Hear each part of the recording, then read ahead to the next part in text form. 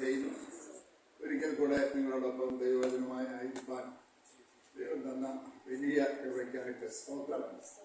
കഴിഞ്ഞ പ്രാവശ്യം നമ്മൾ ചിന്തിച്ചത് അവസാനിപ്പിച്ചത് വളരെ ഗഹനമായൊരു വിഷയമായിരുന്നു. ഏതായിരുന്നു? കർത്താവിൻ്റെ രണ്ടാമത്തെ വരവിൻ്റെ ആദ്യ ഘട്ടം അല്ലേ? ആദ്യ ഘട്ടത്തെ കുറിച്ച് നമ്മൾ എന്താ ചിന്തിച്ചത്? കർത്താവ് ആദ്യം വരുന്നത് ഇവിടെ മധ്യാകാശം. നിങ്ങൾ എന്റെ കൂടെ വരണേ. മധ്യാകാശത്തിൽ അല്ലെ? മധ്യാകാശത്തിൽ അവൻ വന്ന് തന്റെ വിശുദ്ധന്മാർ എടുക്കപ്പെടുകയാണ് അല്ലെ? യേശുക്രിസ്തുവിനെ രക്ഷിതാവും കർത്താവുമായി സ്വീകരിച്ച് സ്നാനപ്പെട്ട് വേർപെട്ട് പരിശുദ്ധാത്മാഭിഷേകം പ്രാപിച്ച് ജീവിതത്തിൽ വിശുദ്ധിയെ തികച്ച് കർത്താവിന്റെ വരവിന് വേണ്ടി കാത്തിരിക്കുന്ന വിശുദ്ധന്മാരെ ചേർക്കുവാൻ കർത്താവ് മധ്യാകാശത്തിൽ വരുന്നതിനെ കുറിച്ചുള്ള ആദ്യ ഭാഗമാണ് നമ്മൾ കഴിഞ്ഞ പ്രാവശ്യം ചിന്തിച്ചത്. ആദ്യ ഭാഗം നമ്മൾ ചിന്തിച്ചപ്പോൾ നമ്മൾ ചില കാര്യങ്ങളവിടെ കണ്ടു. ഒന്ന്, കർത്താവിന്റെ രണ്ടാമത്തെ വരവിന്റെ ആദ്യത്തെ ഘട്ടം എന്ന് പറയുന്നത് അതൊരു പരസ്യമായ വരവല്ല, മറിച്ച് ഒരു രഹസ്യമായ വരവാണ്. ലോകം അത് ആദ്യം അറിയത്തില്ല, പിന്നെ അറിയും. കാരണം ലോകം അറിയാതെ മരിച്ചവർ ആദ്യം ഉയർത്തെഴുന്നേൽക്കുകയും പിന്നെ ജീവനോടെ ശേഷിക്കുന്ന നാം രൂപാന്തരം പ്രാപിച്ച ശരീരത്തോടുകൂടെ മധ്യാകാശത്തിൽ കർത്താവിനെ എതിരേൽപ്പാൻ മേഘങ്ങളിൽ എടുക്കപ്പെടുന്ന അനുഭവമാണ്. അവിടെ നമ്മൾ രണ്ട് ചിന്തകൾ നമ്മൾ ചിന്തിച്ചു. രണ്ട് വിധത്തിലുള്ളതാളുടെ ചിന്തകളുണ്ട്. ഒന്ന്, ഒരു കൂട്ടം ആളുകൾ വിശ്വസിക്കുന്നു എന്ത്? കർത്താവ് രണ്ടാമത്തെ വരവെന്ന് പറയുന്ന ഒന്നേ ഉള്ളൂ, അത് അവസാനമാണ്. സഭ പീഡനത്തിൽ കൂടെ കടക്കും. പീഡനത്തിൽ കൂടെ കടന്നതിന് ശേഷം മാത്രമേ സഭയും രക്ഷിക്കപ്പെടത്തുള്ളൂ, കർത്താവിന്റെ കൂടെ ആയിരിക്കത്തുള്ളൂ എന്നുള്ള ഒരു ഉപദേശമുണ്ട്. പക്ഷെ അതല്ല ശരിയായ ഉപദേശമെന്ന് നമ്മൾ കഴിഞ്ഞ പ്രാവശ്യം കണ്ടു. അതിന് ഞാൻ ചില തെളിവുകൾ വചനത്തിൽ നിന്ന് പറഞ്ഞു അല്ലെ? കാരണം ചില ഞാനത് ഓടിച്ചെന്ന് പറഞ്ഞു പോവുകയാണ്.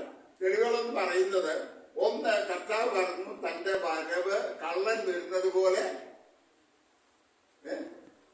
ആയിരിക്കും അല്ലെ?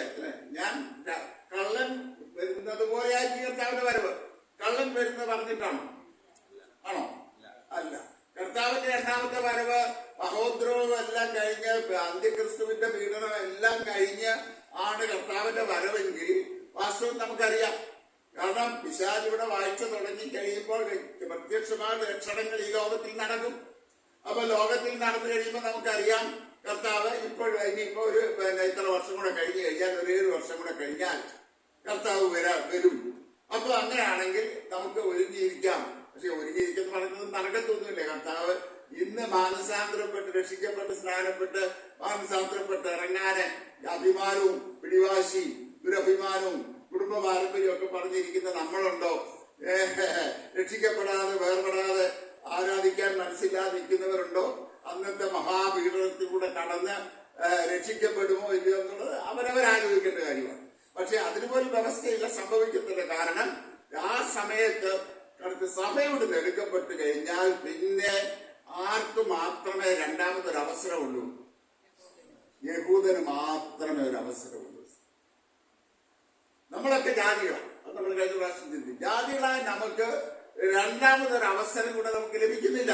ചിലർ പറയുന്നുണ്ട് ഒരവസരം കൂടെ അന്ത്യക്രിസ്തുവിനെ വണങ്ങാതെ നിൽക്കുന്നവർക്ക് ഒരവസരം കൂടെ കിട്ടുമെന്ന് ബാധിക്കുന്നവരുണ്ട്. പക്ഷെ വചനത്തിന്റെ അടിസ്ഥാനത്തിൽ ഞാൻ മനസ്സിലാക്കിയിടത്തോളം അത് രണ്ടാമതൊരവസരം ലഭിക്കുന്നത് തങ്ങൾ കുത്തിയവെങ്കിലേക്ക് നോക്കുന്ന യഹൂദന് മാത്രം ലഭിക്കുന്ന ഒരു പദവിയാണ്. അതുകൊണ്ട് ജാതികളായ നമ്മെ സംബന്ധിച്ചിടത്തോളം കർത്താവിന്റെ വരവ് എപ്പോൾ സംഭവിച്ചാലും എടുക്കപ്പെടുന്ന വിശുദ്ധന്മാരുടെ കൂട്ടത്തിൽ നമ്മളിൽ കാണപ്പെടത്തക്കവണ്ണം ഏത് നിമിഷവും ഒരുങ്ങി കാത്തിരിക്കേണ്ടുന്നവരാണ് നമ്മള്. You have to be alert all the time. കർത്താവിന്റെ വരവിന്റെ ലക്ഷണങ്ങളെ കുറിച്ചൊക്കെ നമ്മൾ കഴിഞ്ഞ പ്രാവശ്യം ചിന്തിച്ചു. പ്രത്യേകിച്ച് നമ്മൾ ചിന്തിച്ച വിഷയം എന്താണ്? യഹൂദ ജാതിയെ കുറിച്ചുള്ളതാണ് ചിന്തയാണ്.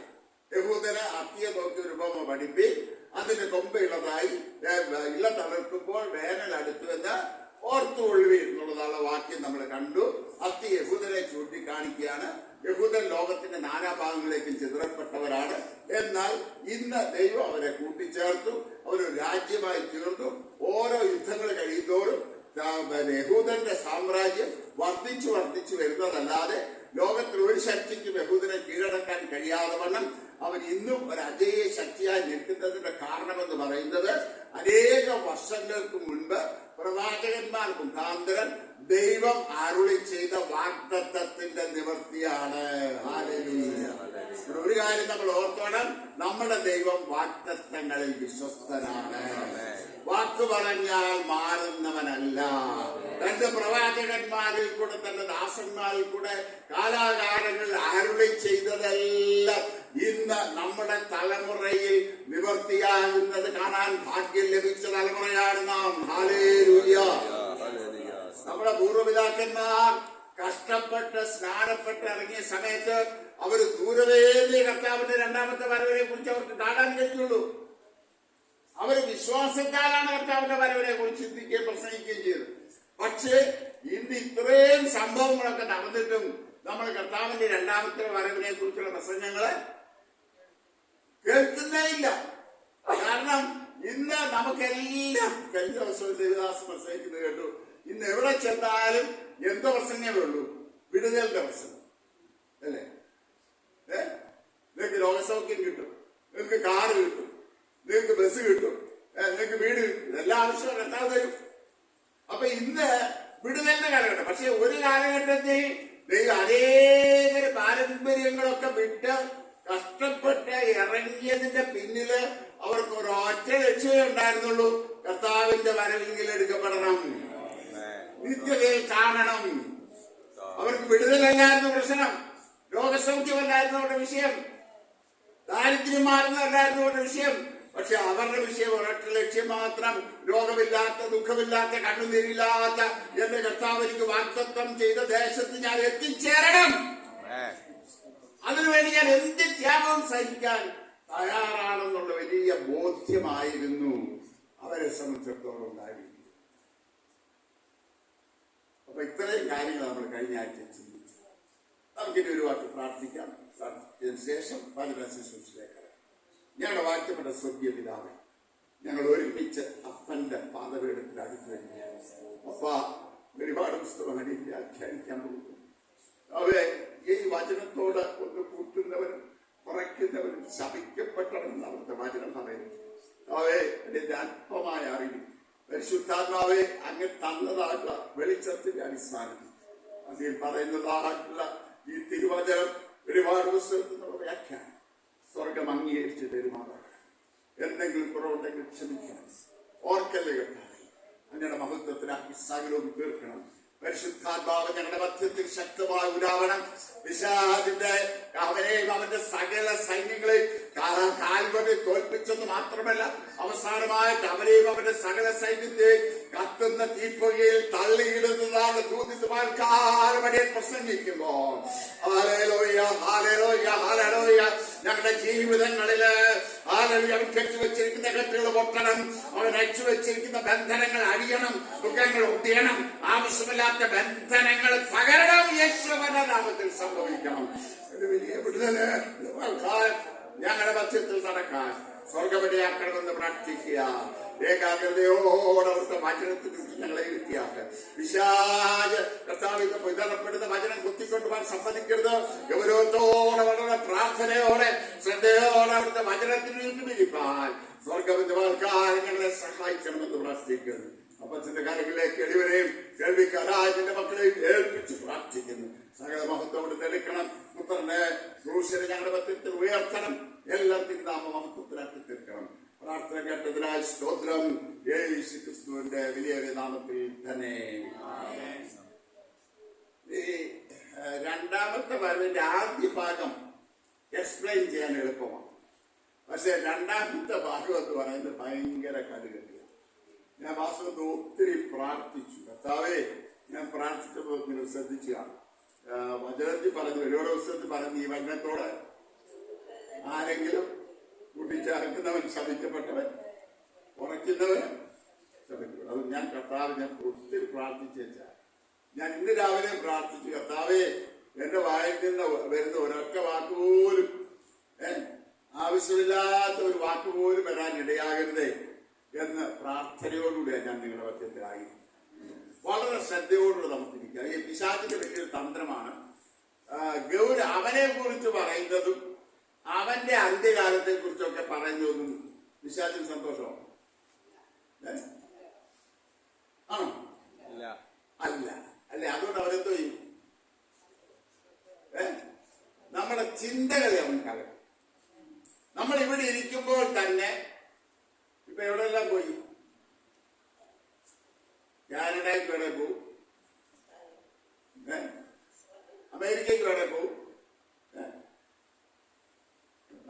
വേണേ ഇപ്പൊ ഡൽഹി വരെ പോയിച്ചു വരും അല്ലേ? നമ്മുടെ ചിന്തകൾ ഇങ്ങനെ പോകും അല്ലേ? വളരെ ഞാൻ ഓർത്തിട്ടുണ്ട്. ഞാൻ എന്റെ ദൈവമേ, നമ്മൾ ആത്മാവിനിങ്ങനെ വളരെ ശക്തമായി പ്രാർത്ഥിച്ചുകൊണ്ടിരിക്കുന്നതിനിടയ്ക്ക് വേറെ ചില ചിന്തകൾ സൂത്രത്തിൽ പിശാച് നമ്മുടെ ചിന്താമണ്ഡലത്തോട്ടാണ് കിട്ടിയത്. നമ്മുടെ ഏകാഗ്രതയിൽ പോയി, നമ്മൾ പ്രാർത്ഥിക്കുന്നതിന്റെ ഏകാഗ്രത പോയി, നമ്മൾ ചിന്തിക്കുന്നതിന്റെ ഏകാഗ്രത പോയി. പിശാചിന് ഒരു തന്ത്രം. അതുകൊണ്ടാണ് എന്താണ് പറഞ്ഞത്, പിശാചിന്റെ തന്ത്രങ്ങളെ കുറിച്ച് നമ്മൾ അറിവില്ലാത്തവരല്ലല്ലോ. അവന്റെ തന്ത്രങ്ങളെ നമ്മൾ ജയിച്ചേ പറ്റത്തുള്ളൂ. അതുകൊണ്ട് ഇത് വാങ്ങിച്ചാലും നമുക്ക് വളരെ പ്രാർത്ഥനയോടും ഏകാഗ്രതയോടും കൂടെ ദൈവവചനത്തിന് മുമ്പിൽ നമുക്കിരിക്കാം. നമുക്ക് വിടുതലിന്റെ സന്ദേശമാണെങ്കിൽ ഹല്ലേലൂയ, സ്തോത്രവും എല്ലാം ഉണ്ടാവും അല്ലെ? നമുക്ക് നല്ല ഉന്മേഷമായിരിക്കും അല്ലെ? നമുക്ക് നല്ല ഉണർവാണ്. നമ്മൾ ആമേൻ പറയും, സ്തോത്രം പറയും, കൈയടിക്കും, തുള്ളിച്ചാടും, എല്ലാം നമ്മൾ ചെയ്യും. പക്ഷെ വചനം പഠിക്കാനിരിക്കാന്ന് പറയുന്നത് വലിയ പ്രയാസം. ഞാൻ തമാശ പറയുന്നല്ല, ഞാൻ അനുഭവിച്ചിട്ടുള്ളതാണ്. വചനം പഠിക്കാനെന്നിരുന്നേ വലിയ പാടാണ്. അതുകൊണ്ട് ശ്രദ്ധയോടുകൂടി നമുക്ക് ദൈവസന്നിധിയിലായിരിക്കാം. അപ്പോൾ നമ്മൾ ഇന്ന് തുടങ്ങാനായിട്ട് പോകുന്നത് മധ്യാകാശത്തില് വാഴ്ച ആരംഭിച്ചു. അപ്പൊ നമ്മളിപ്പോ ഇവിടെ ഉറപ്പുണ്ടോ? ഉറപ്പുണ്ടേ? ഇവിടെ ഇരിക്കുന്ന എല്ലാവർക്കും കർത്താവിന്റെ വരവെങ്കിൽ എടുക്കപ്പെടുന്ന വിശുദ്ധന്മാരുടെ കൂട്ടത്തിൽ മധ്യാകാശത്തിൽ എടുക്കപ്പെടുമെന്ന് ഉറപ്പുണ്ടേ? ഉറപ്പുള്ള എല്ലാവരും കൈമുക്കിയൊന്ന് സ്തോത്രം ചെയ്തു. സ്തോത്രം. ഹല്ലേലൂയ. കാരണം നമ്മുടെ പ്രത്യാശ അവിടെ കർത്താവിന്റെ വരവെങ്കിൽ വിശുദ്ധന്മാർ എടുക്കപ്പെട്ട് കഴിഞ്ഞാൽ പിന്നീട് ഈ ലോകത്തിൽ സംഭവിക്കുന്നതാണ് കാര്യങ്ങൾ, ഈ ലോകത്തിലും സ്വർഗത്തിലും എല്ലാം സംഭവിക്കുന്ന കാര്യങ്ങളെ കുറിച്ചാണ് വെളിപാട് പുസ്തകം 11-ാം അധ്യായം മുതൽ അങ്ങോട്ട് തുടങ്ങി. ഈ വെളിപാട് പുസ്തകത്തിന്റെ ഒരു പ്രത്യേകത എന്ന് പറയുന്നത് ഒരു കണ്ടിന്യൂസ് ആയിട്ട് ഒരു ഹിസ്റ്ററി പറയുന്നത് പോലെ അല്ല വെളിപാട് പുസ്തകത്തിലെ പ്രവചനങ്ങൾ. കാരണം യോഹന്നാൻ അപ്പോസ്തലൻ ആത്മാവിലായി കഴിഞ്ഞപ്പോൾ ദൂരവേ എന്ന് ദൈവം കാണിച്ചു കൊടുത്തതായിട്ടുള്ള ദർശനങ്ങളാണ് യോഹന്നാൻ അപ്പോസ്തലൻ എഴുതിയത്. അപ്പൊ അതുകൊണ്ട് തന്നെ ഇതൊരു അടുക്കിലും ഓർഡറിലും അല്ല. ആ ഒരു സത്യം നമ്മൾ മനസ്സിലാക്കി. 4-ാം അധ്യായം വരെ എന്താ നമ്മൾ വായിക്കുന്നത്? സഭയെ കുറിച്ചുള്ളത്. 4-ാം അധ്യായം കഴിഞ്ഞാൽ പിന്നെ യോഹന്നാൻ അപ്പോസ്തലനെ ദൈവം തന്റെ സന്നിധിയിലേക്ക് വിളിച്ചു കയറ്റിയിട്ട് ദൈവികമായ വെളിപ്പാടുകൾ നൽകുക. അവിടെ തുടങ്ങി വാസ്തവത്തിൽ നമുക്ക് മനസ്സിലാക്കാൻ വളരെ പ്രയാസം. വെളിപാട് പുസ്തകം ഞാൻ എപ്പോഴും ആദ്യം പറയും, ആരും ദയവ് ചെയ്ത് വെളിപാട് പുസ്തകം പഠിക്കാൻ ആദ്യം ആരംഭിക്കരുത്. കാരണം അത് വലിയ ബുദ്ധിമുട്ടുള്ള കാര്യം. നമ്മൾ കുറച്ച് പ്രസംഗങ്ങളൊക്കെ ഒന്ന് കേട്ട് ശേഷം പിന്നീട് നമ്മൾ വെളിപാട് പുസ്തകം പഠിച്ചാൽ നമുക്ക് കുറച്ചുകൂടെ മനസ്സിലാവും. എന്റെ ജീവിതത്തിലെ അനുഭവമാണ്. കാരണം ഞാൻ ഈ ചെറുപ്പത്തിലെ പ്രത്യേകിച്ച് അസംബ്ലീസ് ഓഫ് ഗോഡിലെ അവരുടെ കൺവെൻഷൻസിന് സ്ഥിരം പ്രസംഗിക്കുന്ന ചില വലിയ ദൈവദാസന്മാർ വചനം വളരെ വ്യക്തമായിട്ട്, ഒരു ദൈവദാസന്റെ പേര് എനിക്ക് ഓർമ്മ വരുന്നത് T.S. ഫിലിപ്പാണ്. അതേപോലെ തന്നെ P.D. ജോൺസൺ. ഇങ്ങനെ ഒരുപാട് വലിയ വലിയ ദൈവദാസന്മാരുണ്ടായിരുന്നു ആ കാലഘട്ടം. അവരൊക്കെ 2-ാം വരവിനെ വളരെ വ്യക്തമായി പഠിപ്പിച്ചിരുന്നത്. ഇന്ന് 2-ാമത്തെ വരവിനെ കുറിച്ച് വ്യക്തമായി പഠിപ്പിക്കാൻ പലർക്കും അറിയത്തില്ല, കഴിവില്ല, പലർക്കും മടിയാണ്, പലർക്കും ഉറപ്പുമില്ല. അത് വേറെ സത്യമാണ്. ഈ കർത്താവ് 2-ാമത് വരുമെന്ന് ഉറപ്പുപോലും ഇല്ലാത്ത ഒരുപാട് പ്രവാചകന്മാരും അപ്പോസ്തലന്മാരും സഭാ നേതാക്കന്മാരും സഭാ ശുശ്രൂഷകന്മാരും ഒക്കെ തിങ്ങി നിറഞ്ഞിരിക്കുന്ന ഒരു കാലഘട്ടത്തിലാണ് പഠിച്ചത്. അത് നമ്മുടെ വിഷയം, നമ്മൾ അതിലോട്ട് കയറണം. അപ്പോ ഇവിടെ ഞാൻ പറയാനായിട്ട് ആഗ്രഹിച്ചത് 11-ാം അധ്യായം മുതലാണ് പിന്നീട് നമുക്ക് ഒരു കണ്ടിന്യൂറ്റി കാണാനായിട്ട് സാധിക്കും. ഇത് 11-ാം അധ്യായം നമുക്കൊന്ന് എടുത്ത് വായിക്കാം. സഭ എടുക്കപ്പെട്ട് കഴിയുമ്പോൾ പിന്നെ സംഭവിക്കുന്ന കാര്യങ്ങൾ 11-ാം അധ്യായം ഒന്ന് വായിച്ച്. ഉറക്കെ ഈ മൈക്കോട്ട്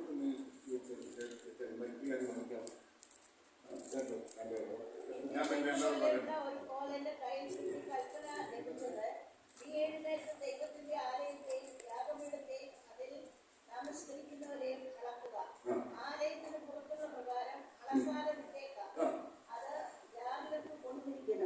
അവർ വിശുദ്ധ നഗരത്തെ 42 മാസം ചാട്ടും. അന്ന് ഞാൻ എന്റെ രണ്ട് സാക്ഷികൾക്ക് വരം നൽകും. 2 സാക്ഷികൾക്കും വരം നൽകും. അവർ രണ്ടുടുത്തും കൊണ്ട് 1260 ദിവസം പ്രവചിക്കും. 1260 ദിവസം എന്ന് പറയുന്നത് എത്ര വർഷം വരും? 3.5 വർഷം അല്ലെ. പിന്നെ വേറെ ചില ഭാഗത്ത് 42 മാസം എന്ന് പറയുന്നു. 42 മാസം എന്ന് പറയുന്നത് എന്ത് തന്നെ 3.5 വർഷം തന്നെ. പിന്നെ വേറൊരു ഭാഗത്ത് പറയുന്നു കാലങ്ങൾ, കാലാംശം. കാലം എന്ന് പറയുന്നത് 1, കാലങ്ങൾ എന്ന് പറയുന്നത് 2, ഇപ്പൊ 2 1 3, കാലാംശം എന്ന് പറയുന്നത് 1. അപ്പൊ 3.5 വർഷം. അപ്പൊ ചിലർ ചോദിക്കും, ഈ 3.5 വർഷം നിങ്ങൾ പ്രസംഗിക്കുന്നതിന് എന്തുവാ തെളിവെന്ന്? വ്യക്തമായി വചനത്തിൽ പറഞ്ഞിട്ടുണ്ട്. 3.5 വർഷം ഈ 7 വർഷത്തെ മധ്യാകാശത്തിലെ വാഴ്ചയാണ്. 7 വർഷത്തെ മധ്യാകാശത്തിലെ വാഴ്ചയെ 2ആയിട്ട് തരംതിരിക്കാം. ആദ്യത്തെ 3.5 വർഷം എന്ന് പറയുന്നത് മഹാപീഡന കാലമല്ല. അന്ത്യക്രിസ്തു പരസ്യമായി പ്രത്യക്ഷപ്പെടാതെ സൈലന്റ് ആയിട്ട് പ്രവർത്തിക്കുന്ന ഒരു കാലഘട്ടമാണ് ഒരു വിധത്തിൽ ആദ്യത്തെ 3.5 വർഷം. അന്ത്യക്രിസ്തു വെളിപ്പെടത്തില്ല. അവൻ പുറകെ ഇരുന്ന കാര്യങ്ങൾ നിയന്ത്രിക്കത്തേ ഉള്ളൂ. ആ സമയത്ത് ദൈവത്തിന്റെ സന്നിധിയിൽ നിൽക്കുന്ന 2 സാക്ഷികൾ വായിച്ചോ. വരം നൽകും. അവർ രണ്ടുടുത്തും കൊണ്ട് 1260 ദിവസം പ്രവചിക്കും. അവർ ഭൂമിയുടെ കർത്താവിന്റെ സന്നിധിയിൽ നിൽക്കുന്ന 2 ഒരേ വൃക്ഷവും 2 നിലവിളക്കുമാകുന്നു. ആരെങ്കിലും അവർക്ക് ദോഷം ചെയ്യുവാൻ ഇച്ഛിച്ചാൽ അവരുടെ വായിൽ നിന്ന് തീ പുറപ്പെട്ട് അവരുടെ ശത്രുക്കളെ ദഹിപ്പിച്ചു കളയും. അവർക്ക് ദോഷം വരുത്തുവാൻ ഇച്ഛിക്കുന്നവൻ ഇങ്ങനെ മരിക്കേണ്ടി വരും. അവരുടെ പ്രവചന കാലത്ത് മഴ പെയ്യാതെ വണ്ണം ആകാശം അടച്ചു കളയുവാൻ അവർക്ക് അധികാരമുണ്ട്. വെള്ളത്തെ രക്തമാക്കുവാനും അവർക്ക് അധികാരമുണ്ട്. ഇച്ഛിക്കുമ്പോഴൊക്കെയും സകല ബാധ കൊണ്ടും ഭൂമിയെ ദണ്ഡിപ്പിക്കാനും അവർക്ക് അധികാരമുണ്ട്. അവർ തങ്ങളുടെ സാക്ഷ്യം തികച്ച ശേഷം ആഴത്തിൽ നിന്ന് കയറി വരുന്ന മൃഗം അവരോട് പടവെട്ടി അവരെ ജയിച്ചു കൊന്നുകളയും. അവരുടെ കർത്താവ് ക്രൂശിക്കപ്പെട്ടതും ആത്മികമായി സോദോം എന്ന് മിസ്രൈം എന്നും പേരുള്ളതുമായ മഹാനഗരത്തിന്റെ വീതിയിൽ അവരുടെ ശവം കിടക്കും. സകല വംശക്കാരും ഗോത്രക്കാരും ഭാഷക്കാരും ജാതിക്കാരും അവരുടെ ശവം 3 ദിവസം കാണും. അവരുടെ ശവം കല്ലറയിൽ വയ്പാൻ സമ്മതിക്കയില്ല. ഈ പ്രവാചകന്മാർ ഇരുവരും ഭൂമിയിൽ വസിക്കുന്നവരെ ദണ്ഡിപ്പിച്ചത് കൊണ്ട് ഭൂവാസികൾ അവർ നിമിത്തം സന്തോഷിച്ച് ആനന്ദിക്കുകയും അന്യോന്യം സമ്മാനം കൊടുത്തയക്കുകയും ചെയ്യും. 3.5 ദിവസം കഴിഞ്ഞ ശേഷം ദൈവത്തിൽ നിന്ന് ജീവശ്വാസം അവരിൽ വന്ന് അവർ കാൽ ഊന്നി അവരെ കണ്ടവർ ഭയപരരായി തീർന്നു. ഇവിടെ കയറി വരുവിനെന്ന് സ്വർഗത്തിൽ നിന്ന് ഒരു മഹാശബ്ദം പറയുന്നത് കേട്ടു. അവർ മേഘത്തിൽ സ്വർഗത്തിലേക്ക് കയറി. അവരുടെ ശത്രുക്കൾ അവരെ നോക്കിക്കൊണ്ടിരുന്നു. ആ നാഴികയിൽ വലിയൊരു ഭൂകമ്പമുണ്ടായി. നഗരത്തിൽ 10-1 ഇടിഞ്ഞു വീണു. ഭൂകമ്പത്തിൽ 7000 പേർ മരിച്ചുപോയി. ഇത്രയും ഭാഗം നമ്മൾ ചിന്തിക്കാനായിട്ട് ആഗ്രഹിക്കാം. ആദ്യത്തെ 3.5 വർഷം സംഭവിക്കുന്നത് ദൈവം തന്റെ സന്നിധിയിൽ നിൽക്കുന്ന 2 ഒലിവ് വൃക്ഷങ്ങൾ എന്ന സക്രിയ പ്രവാചകന്റെ പുസ്തകത്തിൽ നമ്മൾ വായിക്കുന്നുണ്ട്. സക്രിയ പ്രവാചകന്റെ പുസ്തകം 4-ാം അധ്യായത്തിന്റെ 14-ാം വാക്യം കൂടെ വായിക്കുക. സക്രിയ പ്രവാചകന്റെ പുസ്തകം 4:14. സക്രിയ 4:14.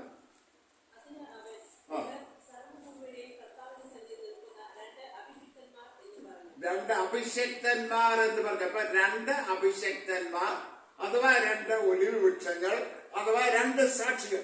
ഈ രണ്ട് സാക്ഷികളെ ദൈവം ഈ ഭൂമിയിലേക്ക് അയക്കുകയാണ്. അവര് ഭൂമിയിലേക്ക് വന്നിട്ട് രാജ്യത്തിന്റെ സുവിശേഷത്തോടെ പ്രസംഗിക്കുകയാണ്. അവിടെ ശ്രദ്ധിക്കണം, അവരെ കൃപയുടെ സുവിശേഷമല്ല പ്രസംഗിക്കുന്നത്. കൃപയുടെ സുവിശേഷം എവിടെ അവസാനിച്ചു? കർത്താവിന്റെ രണ്ടാമത്തെ വരവോടുകൂടി ആദ്യത്തെ ഇതോടുകൂടി കൃപയുടെ സുവിശേഷം അവസാനിച്ചു.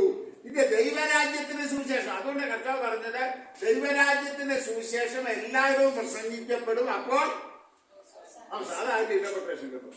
നമ്മൾ സാധാരണ വിചാരിക്കും സുവിശേഷം എല്ലാവരും പ്രസംഗിക്കപ്പെട്ട് കഴിയുമ്പോൾ വരവുണ്ടാകുമെന്ന് നമ്മൾ സാധാരണ ഇന്റർപ്രറ്റ് ചെയ്യാറുണ്ട്. പക്ഷെ അത് അത്രത്തോളം ശരിയല്ല എന്നാണ് ഞാൻ മനസ്സിലാക്കുന്നത്. രാജ്യത്തിന്റെ സുവിശേഷം പ്രസംഗിക്കുന്നത് മോശയും ഏലിയാവുമാണ്. ഇവിടെ രണ്ട് തർക്കങ്ങളുണ്ട്. ഒന്ന്, ഒരു കൂട്ടർ പറയുന്നത് മോശയും ഏലിയാവുമാണെന്ന് പറയുന്നു, ഒരു കൂട്ടർ പറയുന്നു ഏലിയാവും ഹാനോക്കുമാണ്. കാരണം അത് പറയുന്നതിന്റെ ഏലിയാവും ഹാനോക്കുമാണെന്ന് പറയുന്നതിന് കാരണം ജീവനോടുകൂടെ എടുക്കപ്പെട്ട ആരൊക്കെ ഉള്ളൂ? ഹാനോക്കും ഏലിയാവും. അപ്പൊ അവർക്ക് രണ്ടാമതൊരു മരണം ആവശ്യമാണ്. അതുകൊണ്ട് ഹാനോക്കും ഏലിയാവുമാണ് എന്ന് ഒരു കൂട്ടർ വിശ്വസിക്കുന്നു. എന്നാൽ നല്ലൊരു ബംഗാളികൾ വിശ്വസിക്കുന്നത് മോശയും ഏലിയാവുമാണ്. ഈ മോശയും ഏലിയാവാണെന്ന് വിശ്വസിക്കുന്നതിനുള്ള കാരണം എന്താണെന്ന് ചോദിച്ചാൽ അത്ഭുതങ്ങൾ. കാരണം ആകാശത്ത് നിന്ന് തീ ഇറക്കിയതാരാ? ഏലിയാവ്. അപ്പൊ ഒന്ന് ഏലിയാവ് അല്ലെ? ഭൂമിയെ നദികളുടെ വെള്ളം വ്യക്തമാക്കിയതാരാ? മോശ. സകല ബാധകളും എത്തിയതാരാ? മോശ. അപ്പൊ അതുകൊണ്ട് ഞാൻ വിശ്വസിക്കുന്നു ഈ രണ്ട് ഒലിവ് വൃക്ഷങ്ങൾ എന്ന് പറയുന്നത് മോശയും ഏലിയാവുമാണെന്ന് ഞാൻ വിശ്വസിക്കുന്നു. അതിനെക്കുറിച്ച് നമ്മൾ അധികം ഭാരപ്പെടുകയൊന്നും വേണ്ട. ഈ വിഷയങ്ങളെ കുറിച്ച് അധികം നമ്മൾ ഭാരപ്പെടേണ്ട. കാരണം ഇത് ആർക്കുള്ളതല്ല, സഭയ്ക്കുള്ളതല്ല, സഭയ്ക്കുള്ളതല്ല. പക്ഷെ നമ്മൾ മനസ്സിലാക്കിയിരിക്കണം. അതിന്റെ അവസാനത്തിൽ വരുന്നുണ്ട്. ഞാൻ നമ്മൾ മനസ്സിലാക്കിയിരിക്കേണ്ട ആവശ്യം എന്താണ്? ഇൻട്രഡക്ഷൻ മത്തായി ബ്രദർ പറഞ്ഞു. ആത്മാക്കളെ കുറിച്ചുള്ള നശിച്ചു പോകുന്ന ആത്മാക്കളെ കുറിച്ചുള്ള ഭാരം അത് നമുക്കുണ്ടാകും. കാരണം ഈ സഭ എടുക്കപ്പെട്ട് കഴിഞ്ഞ് പിന്നെ സംഭവിക്കുന്നതിനുള്ള കാര്യങ്ങളുടെ ഗൗരവം മനസ്സിലായെങ്കിലേ നമ്മുടെ പ്രിയപ്പെട്ടവർക്ക് വേണ്ടി കണ്ണുനീരോടെ പ്രാർത്ഥിക്കാൻ നമുക്ക് പറ്റത്തുള്ളൂ. ആത്മാക്കളെ കുറിച്ചുള്ള ഭാരം എന്നാലേ നമുക്കുണ്ടാകും. അല്ലാതെ ആത്മാക്കളെ കുറിച്ചുള്ള ഭാരം ഇടിച്ചും തള്ളിയൊന്നും ഉണ്ടാക്കാൻ പറ്റത്തില്ല. നമ്മുടെ ഉള്ളിൽ നിന്ന് വരണം, ദൈവസ്നേഹത്തിൽ വരണം. ഹല്ലേലൂയ. മടങ്ങി വരട്ടെ. അപ്പൊ ഈ രണ്ട് സാക്ഷികൾ വന്ന് രാജ്യത്തിന്റെ സുവിശേഷം പ്രസംഗിക്കും. അവർ അത്ഭുതങ്ങൾ അടയാളങ്ങൾ കാണിക്കും. പക്ഷെ എന്നാലും ജനത്തിന് കാര്യമായ ഒരു വ്യത്യാസം ഉണ്ടാകത്തില്ല. ആഴത്തിൽ നിന്ന് കയറി വരുന്ന മൃഗം അത് പിശാചാണ്. അതിനെക്കുറിച്ച് പല എക്സ്പ്ലനേഷൻസ് ഉണ്ട്. അതിലേക്കൊന്നും ഞാനിപ്പോ കിടക്കുന്നില്ല. ഈ ആഴത്തിൽ നിന്ന് കയറി വരുന്ന മൃഗം ഇവരെ കൊന്നൊടുക്കും. ഇവരുടെ ശവം 3.5 ദിവസം യെരൂശലേമിന്റെ തെരുവിൽ കിടക്കും. ഇത് എഴുതി വെച്ചപ്പോഴാ ഒരുപാട് ദിവസം എഴുതിയത് ഒന്നാം നൂറ്റാണ്ടിലാണ് അല്ലേ? ഇത് അന്ന് ഇത് വായിച്ചവര് അല്ലെങ്കിൽ ഇത് എഴുതപ്പെട്ട് കിട്ടിക്കഴിഞ്ഞപ്പോ ആദ്യ നാളിൽ ഇത് വായിച്ച ദേവദാസന്മാർ എന്ത് വിചാരിച്ചതാണ്? ഇത് സംഭവിക്കുന്നില്ല അല്ലെ?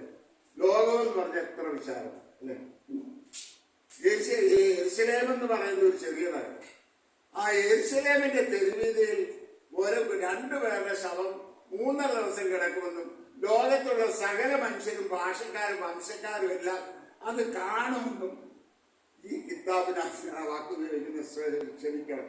ഈ കിതാബിനകത്ത് വർഷങ്ങൾക്ക് മുൻപ് യോഹന്നാൻ അപ്പോസ്തലൻ വെളിപാട് മുഖേന ദൈവം കൊടുത്തത് നമ്മൾ ഇന്ന് വാസ്തവത്തിൽ ആസ്വദിക്കുക. അങ്ങനെയാണെങ്കിൽ ഞാൻ പറയും, ശാസ്ത്രത്തിന്റെ കണ്ടുപിടുത്തങ്ങളെല്ലാം ദൈവ വചനത്തെ സപ്പോർട്ട് ചെയ്യുന്നതും കർത്താവിന്റെ രണ്ടാമത്തെ വരവിനെ ത്വരിതപ്പെടുത്തുന്നതുമാണ്. ഒരു കാര്യം ഞാൻ നമ്മുടെ കുഞ്ഞുങ്ങളോട് പറയുക, ഈ ഇവിടെ ഇപ്പം കോളേജ് വളരെ ചെറുപ്പത്തിലുള്ള വാണിച്ചു കിട്ടുക. ഈ പണ്ടൊക്കെ ഈ ഡിഗ്രി ലാബിലൊക്കെ കയറി കഴിഞ്ഞ് കെമിസ്ട്രി ലാബിലൊക്കെ കയറി രണ്ട് സൊല്യൂഷൻസ് ഒക്കെ മിക്സ് ചെയ്ത് കഴിയുമ്പോൾ നിറം മാറും, പുക വരും. ഇതൊക്കെ കണ്ടു കഴിയുമ്പോൾ പലരും പിന്നെ പുറത്തിറങ്ങി എന്താ പറയും, ദൈവം ഒക്കെ വെറുതെ അല്ലേ? ഇതുമുള്ളവരെ ശാസ്ത്രം തന്നെ, ഞാൻ എപ്പോഴും ഇങ്ങനത്തെ വാക്ക് കേട്ടു, all the inventions of science are something that accelerates the work of God and not something that hinders the work of God. ശാസ്ത്രത്തിന്റെ കണ്ടുപിടുത്തങ്ങളെല്ലാം കർത്താവിന്റെ രണ്ടാമത്തെ വരവിനും ആ സമയത്ത് സംഭവിക്കേണ്ട കാര്യങ്ങളെ ത്വരിതപ്പെടുത്തുന്നതാണ്. അല്ലാതെ ശാസ്ത്രത്തിന്റെ കണ്ടുപിടുത്തങ്ങൾ ദൈവവചനത്തിന് വിരുദ്ധമല്ല. ശാസ്ത്രം വെച്ചോണ്ട് ബൈബിൾ എക്സ്പ്ലെയിൻ ചെയ്യാനായിട്ട് ദൈവം നമ്മളെ കുറിച്ച് ഉദ്ദേശിച്ചിട്ടില്ല. ബൈബിൾ എന്ന് പറഞ്ഞാൽ എന്തല്ല, ശാസ്ത്രം പഠിപ്പിക്കാനുള്ള ബുക്കല്ല. ദൈവം മനുഷ്യനുമായുള്ള ബന്ധവും മനുഷ്യൻ തമ്മിലുള്ള ബന്ധവും നിത്യതയെ കുറിച്ചുള്ള കാര്യങ്ങൾ അതിനകത്ത് പറഞ്ഞിരിക്കുന്നത്. പക്ഷെ എങ്കിൽ പോലും ശാസ്ത്രം ദൈവവചനത്തിന് എതിരല്ല അല്ലേ? പണ്ട് റോമൻ കത്തോലിക്ക സഭയൊക്കെ വിചാരിച്ചിരുന്നു എന്താ ഭൂമി എവിടെയൊക്കെ ആരൊക്കെയോ റോമൻസ് വിചാരിച്ചിരുന്നു ഭൂമി ആരാ താങ്ങി നിർത്തിയിരുന്നേ?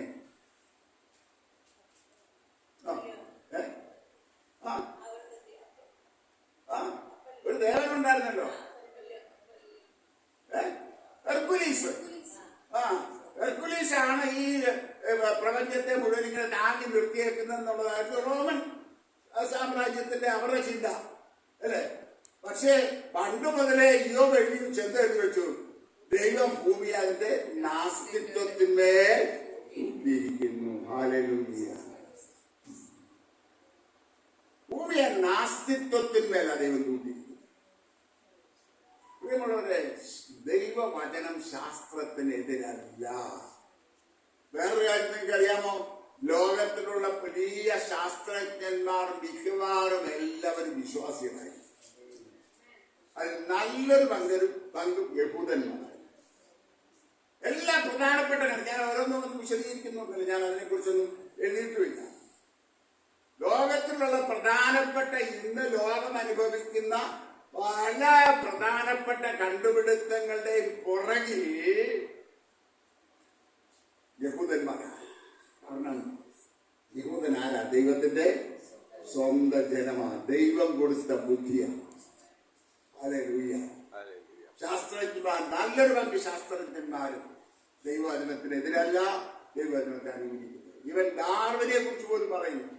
Darwin the evolution of creation എന്ന് പറയുന്ന ആളുടെ ബുക്ക് എഴുതി. എവല്യൂഷൻ ഓഫ് ക്രിയേഷൻ എന്നുള്ള ബുക്ക് എഴുതി അനേക ചെറുപ്പക്കാരെ അദ്ദേഹം വഞ്ചിച്ചു. മനുഷ്യൻ കുരങ്ങിൽ നിന്നുണ്ടായതാണ്, രൂപമാറ്റം സംഭവിച്ചു വന്നതാണെന്നും പറഞ്ഞ് വലിയ ശാസ്ത്രത്തിൻ്റെതായ ബുക്കുകളൊക്കെ, നീണ്ട ബുക്കുകളൊക്കെ എഴുതി.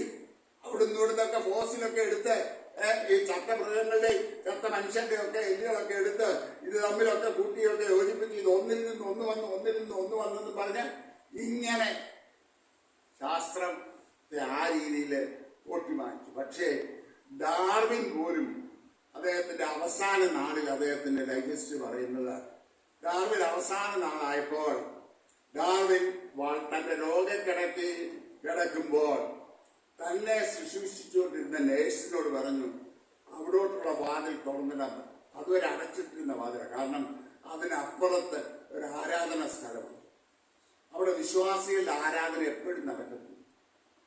ഡാർവിൻ അത് കേൾക്കണ്ടായിരുന്നു ചെറുപ്പത്തിൽ. പക്ഷേ തന്റെ അവസാന കാലഘട്ടത്തിൽ ഡാർവിൻ പറഞ്ഞു, open those windows, I want to enjoy their easy. അപ്പോൾ ആ സ്ത്രീ ചോദിച്ചു, നിങ്ങളെന്താ പറയുന്നു?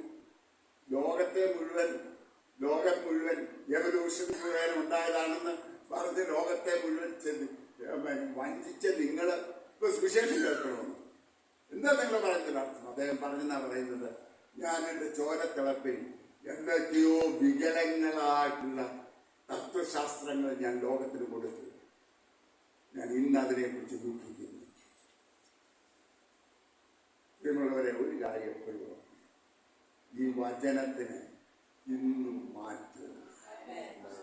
ആകാശവും ഭൂമി മാറിപ്പോയാലും ദൈവവചനത്തിന് ഒരു നാള് മാറ്റമില്ല. കാരണം ഇത് സ്വർഗത്തിലേക്കും സ്ഥിരമായിരിക്കുന്ന ദൈവവചനമാണ്. അതുകൊണ്ട് പ്രിയമുള്ളത് നമുക്ക് ആശ്രയിക്കാൻ, നമുക്ക് വിശ്വസിക്കാൻ, നമുക്ക് ചാരാൻ, നമുക്ക് ആശ്രയിപ്പാൻ എന്തെങ്കിലും ഈ ലോകത്തിലുണ്ടെങ്കിൽ എന്തേ ഉള്ളൂ? മാറ്റമില്ലാത്ത ഈ ദൈവവചനം മാത്രമാണ്. നമ്മുടെ ജോലി സ്ഥിരമല്ല, നമ്മുടെ ആയുസ് സ്ഥിരമല്ല, നമ്മുടെ സമ്പത്ത് സ്ഥിരമല്ല, നമ്മുടെ ഭവനം സ്ഥിരമല്ല. സ്ഥിരമായിട്ടുള്ള ഒന്നേ ഒന്ന് മാത്രം, അത് മാറ്റമില്ലാത്ത ദൈവത്തിന്റെ വചനമാണ്. കാരണം ആ വചനം വലിയവനായ സൃഷ്ടാവായ ദൈവം അരുളി ചെയ്തതാണ്. Hallelujah, hallelujah, hallelujah. ദൈവത്തെ സ്തുതിക്കുകയാണ്. ഞാൻ മടങ്ങി വരട്ടെ. ഈ രണ്ട് സാക്ഷികൾ അവരെ ആഴത്തിൽ നിന്ന് വരുന്ന മൃഗം കൊന്നൊടുക്കി കഴിഞ്ഞതിന് ശേഷം 3.5 ദിവസം കഴിയുമ്പോൾ ദൈവത്തിൽ നിന്ന് ശ്വാസം അവരുടെ മേൽ വരികയും അവർ ജീവിച്ചെഴുന്നേറ്റ് സ്വർഗത്തിലേക്ക് പോവുകയും ചെയ്തു.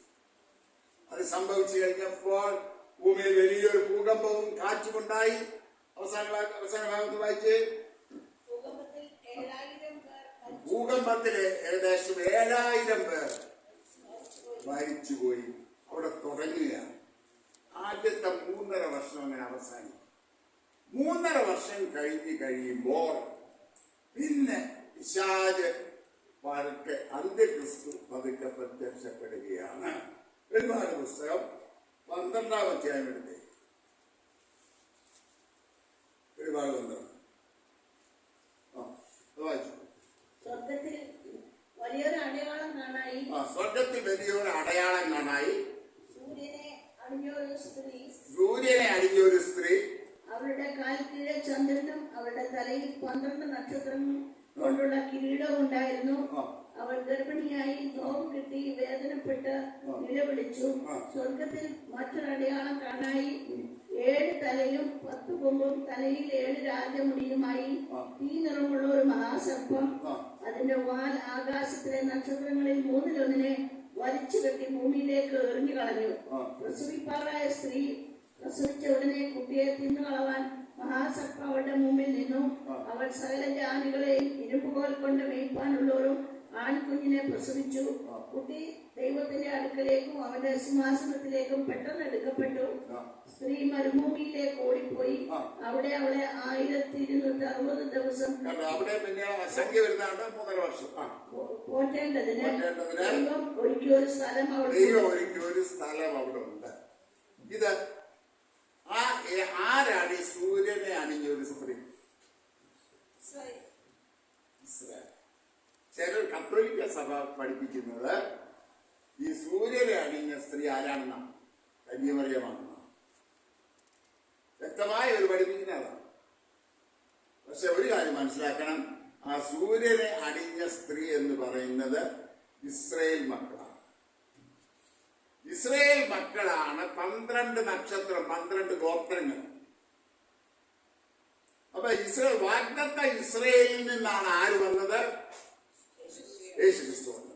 അപ്പൊ യേശുക്രിസ്തുവിന്റെ ജനനത്തെ കുറിച്ച് ഒരു സിംബോളിക് ആയിട്ട് ഒരു റെപ്രസെന്റേഷൻ അവിടെ നൽകുന്നു എന്ന് മാത്രമേ ഉള്ളൂ. ആ സമയത്ത് സംഭവിക്കുന്ന കാര്യമല്ലാതെ.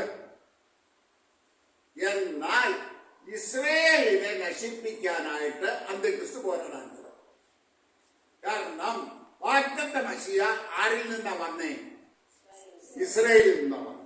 ഇസ്രായേലിൽ നിന്ന് വന്നതുകൊണ്ട് അവൻ ആ കുഞ്ഞ് ജനിക്കുന്നതിന് മുമ്പേ നശിപ്പിക്കാൻ നോക്കി. നമുക്കറിയാം എന്ത് ചെയ്തു പിശാച്? 2.5 വയസ്സിന് താഴെയുള്ള ജനിക്കുന്ന എല്ലാ ആൺകുഞ്ഞുങ്ങളെയും ഒന്ന് കളയാനായിട്ട് ഹെരോദാവിനെ കൊണ്ട് കൽപ്പന പുറപ്പെടുന്നു. പക്ഷെ യേശുക്കുഞ്ഞിനെ വല്ലതും ചെയ്യാൻ പറ്റില്ല, ഒന്നും ചെയ്യാൻ പറ്റില്ല, അല്ലെ? അന്ന് മുതലേ പിശാചിങ്ങനെ ആ യേശുക്കുഞ്ഞിന് ജന്മം നൽകിയ ഇസ്രായേൽ ജാതിയാണ് അവന്റെ ലക്ഷ്യം മുഴുവൻ. ഇസ്രായേലിനെ തകർക്കണം. കാരണം കർത്താവ് വന്നത് തന്നെ ഇസ്രായേലിന് വേണ്ടിയാ, ദൈവം ജാതികൾക്ക് യഹൂദന്മാർക്ക് വേണ്ടിയാ. പക്ഷെ നമുക്കും കൃപയാൽ രക്ഷ ലഭിച്ചതാണ്. മുമ്പോട്ട് പോട്ടെ. അപ്പോ ഈ 3.5 വർഷം കഴിയുമ്പോൾ ഈ പിശാച് അന്ത്യക്രിസ്തു ഇവിടെ പ്രത്യക്ഷപ്പെടുകയാണ്. അവിടെ സ്വർഗത്തിൽ വലിയൊരു യുദ്ധം ഉണ്ടായെന്ന് അടുത്ത ഭാഗത്ത് നമ്മൾ വായിച്ചു. പിന്നെ സ്വർഗത്തിൽ യുദ്ധമുണ്ടായി. മീഖായേലും അവന്റെ ദൂതന്മാരും മഹാസർപ്പത്തോട് പടവെട്ടി. അപ്പൊ ഫൈറ്റിംഗ് ഏഞ്ചൽസ് ആരൊക്കെയാ? രണ്ട് പ്രധാന മാലാഖമാരാണ്. ഒന്ന് ഗബ്രിയേൽ. ഗബ്രിയേലിന്റെ ഫംഗ്ഷൻ എന്തോ? ദൂത് അറിയിക്കാം, മെസ്സഞ്ചർ ഗബ്രിയേൽ. മീഖായേലാണ് യുദ്ധത്തിന്റെ എല്ലാം ചാർജ് ഉള്ളത്. പ്രധാനപ്പെട്ട ആർക്കേഞ്ചൽ മീഖായേലാണ്. അപ്പൊ മീഖായേലും ദൈവത്തിന്റെ സകല സൈന്യത്തോടും ആര് പടവെട്ടുക? മഹാസർപ്പം പടവെട്ടി. പക്ഷേ ഇത് അടുത്ത വാക്യം, തന്റെ ദൂതന്മാരുമായി മഹാസർപ്പവും പടവെട്ടി ജയിച്ചില്ലതാനും. അത് പ്രത്യേകം ശ്രദ്ധിക്കണേ, അടിവര ഇടണം. അപ്പൊ പിശാച് അവസാനം വരെയും പോരാടും. സ്വർഗത്തിലെ ആർക്കേഞ്ചലിനോട് പോലും പോരാടാൻ അവൻ ധൈര്യപ്പെട്ടെങ്കിൽ അതുകൊണ്ട് നമ്മുടെ കാര്യം ആലോചിക്കാനുണ്ട് അല്ലേ? പ്രിയമുള്ളവരെ, ഒരു കാര്യം ഓർത്തോണം. തമ്പുരാൻ കൃപയാൽ മധ്യസ്ഥ വഹിക്കുന്നത് കൊണ്ടാണ് നമ്മളൊക്കെ ഇന്ന് കൃപയിരിക്കുന്നത്. ഇനി പറയാനൊന്നുമില്ല, പുകഴാനൊന്നുമില്ല. അതിനുപോലെ നമ്മളെ പറ്റിക്കളയാ. പിശാച് പലപ്പോഴും അനുവാദം ചോദിച്ചപ്പോഴും നമ്മുടെ വിശ്വാസം പോയിപ്പോകുമെന്ന് അറിഞ്ഞ് നമുക്ക് വേണ്ടി മധ്യസ്ഥ വഹിക്കുന്ന ഒരുവനുണ്ട്. പിതാവിന്റെ സന്നിധി, അവന്റെ മധ്യസ്ഥതയാണ് പിശാച് നമ്മളെ തകർത്ത് കളയാതെ വണ്ണം ഇന്നും നമ്മളെ നിർത്തിയിരിക്കുന്നത്. അവനെല്ലാ വിധത്തിലും പോരാടും. നമ്മുടെ കൂടെ പ്രവർത്തിക്കുന്നവരിൽ കൂടെ അവൻ പോരാടും. നമ്മുടെ ഭാര്യയിൽ കൂടെ പോരാടും, ഭർത്താവിൽ കൂടെ പോരാടും, മക്കളിൽ കൂടെ പോരാടും, സഹോദരന്മാരിൽ കൂടെ പോരാടും, സഹോദരിമാരിൽ കൂടെ പോരാടും, അയൽവക്കത്തുകാരിൽ കൂടെ പോരാടും. ഏതെല്ലാം വിധത്തിൽ നമ്മളെ താർക്കാൻ പറ്റുമോ ആ വിധത്തിലെല്ലാം അവർ താർക്കാൻ നോക്കും.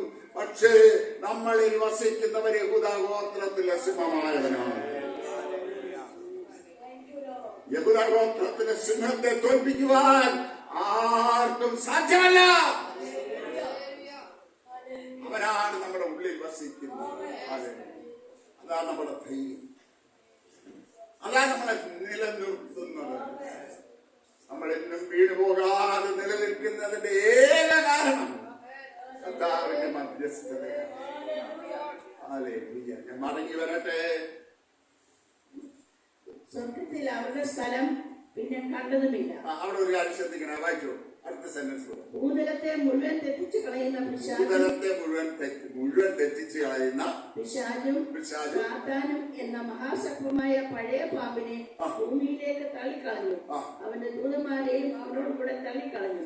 അപ്പോൾ ഞാൻ സ്വർഗത്തിൽ ഒരു മഹാശബ്ദം പറഞ്ഞു കേട്ടത്, ഇപ്പോൾ നമ്മുടെ ദൈവത്തിന്റെ രക്ഷയും ശക്തിയും രാജ്യവും അവന്റെ ക്രിസ്തുവിന്റെ ആധിപത്യവും തുടങ്ങിയിരിക്കുന്നു. നമ്മുടെ സഹോദരന്മാരെ രാപ്പകൽ ദൈവസന്നിധിയിൽ കുറ്റം ചുമത്തുന്ന അപവാദിയെ തള്ളിയിട്ട് കളഞ്ഞുവല്ലോ. ഇവിടെ നമ്മൾ പ്രത്യേകം ശ്രദ്ധിക്കണം. അവിടെ സംഭവിക്കുന്നത് അതുവരെ പിശാചിന് എവിടെ പ്രവേശനം ഉണ്ടായിരുന്നു? സ്വർഗത്തിൽ പ്രവേശനം. അതുകൊണ്ടാണ് അവന് യോബിനെ കുറിച്ച് ദൈവസേനയിൽ ചെന്ന് കശവിശയൊക്കെ പറഞ്ഞത് അല്ലെ? നമ്മളെ കുറിച്ച് അവരെ വാദം പറയും. ഇത് നമ്മൾ ശ്രദ്ധിച്ചോണം. കാരണം അവരെ സ്വർഗത്തിൽ നിന്ന് തള്ളിയിടാത്തിടത്തോളം കാലം പിശാച് നമ്മളെ കുറിച്ച് അപാദം പറയും. നിന്റെ ആ മോനുണ്ടല്ലോ, ആ മോള് എന്ത് വലിയ പ്രാർത്ഥനക്കാരിക്കുക, അയ്യോ എന്തോ ഒരു വലിയ കൃപയൊക്കെ അവിടെ അന്യഭാഷ എത്ര പറയുന്നേ. പക്ഷെ അവള് കാണിച്ചല്ലോ, അവള് പറഞ്ഞത് കണ്ടോ, അവളുടെ കൂട്ടുകെട്ട് കണ്ടോ. ഇവിടെ ഓർക്കണം കേട്ടോ, നമ്മള് ഒരു തെറ്റ് ചെയ്യുമ്പോ കർത്താവ് ക്ഷമിച്ചു തന്നാലും പിശാച് അവിടെ ചെന്ന് കുറ്റം പറയും. കർത്താവിന്റെ ഹൃദയം എത്ര വേദനിക്കും. പ്രിയമുള്ളവരെ, നമുക്ക് പാപം കൂടാതെ ജീവിക്കാൻ കഴിയണമെങ്കിൽ ദൈവസ്നേഹത്താൽ നമ്മൾ നിറയപ്പെട്ടേ ശിക്ഷ കിട്ടും. അങ്ങനെ എങ്ങനെയാന്ന് പറഞ്ഞാൽ ഒന്നും നമ്മൾ പാപം ചെയ്യാതിരിക്കുന്നു. പക്ഷേ നമ്മൾ സ്നേഹിക്കുന്ന ഒരു വ്യക്തിയെ ദുഃഖിപ്പിക്കാൻ നമ്മൾ ആഗ്രഹിക്കും? ഒരിക്കലും ആഗ്രഹിക്കും. അങ്ങനെയെങ്കിൽ നമുക്ക് കർത്താവിനോടുള്ള സ്നേഹം കുറച്ചുകൂടെ വർദ്ധിക്കട്ടെ. കുറച്ചുകൂടെ നമുക്ക് കർത്താവിനെ സ്നേഹിക്കാം. നാം കർത്താവിനെ ആഴത്തിൽ സ്നേഹിക്കാൻ തുടങ്ങുമ്പോൾ നമുക്ക് പാപത്തിൽ വീഴാൻ പറ്റത്തില്ല. തെറ്റായ കൂട്ടുകെട്ടുകൾ നമുക്ക് ചെന്നുപെടാൻ പറ്റത്തില്ല.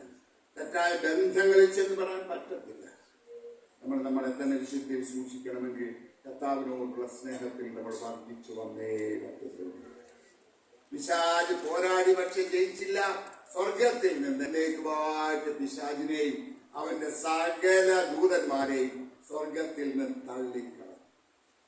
തന്നെ ഭൂമിയിലേക്ക് തള്ളിക്കളഞ്ഞെന്ന് അറിഞ്ഞു കഴിഞ്ഞപ്പോൾ പിന്നെ പിശാചിന്റെ മഹാക്രോധത്തോട് അവൻ ഭൂമിയിലേക്ക് കയറി വരിക. അന്ത്യക്രിസ്തുവിന്റെ വാഴ്ച തുടങ്ങുകയാണ്. 13-ാം അധ്യായം നമുക്ക് വായിക്കാം.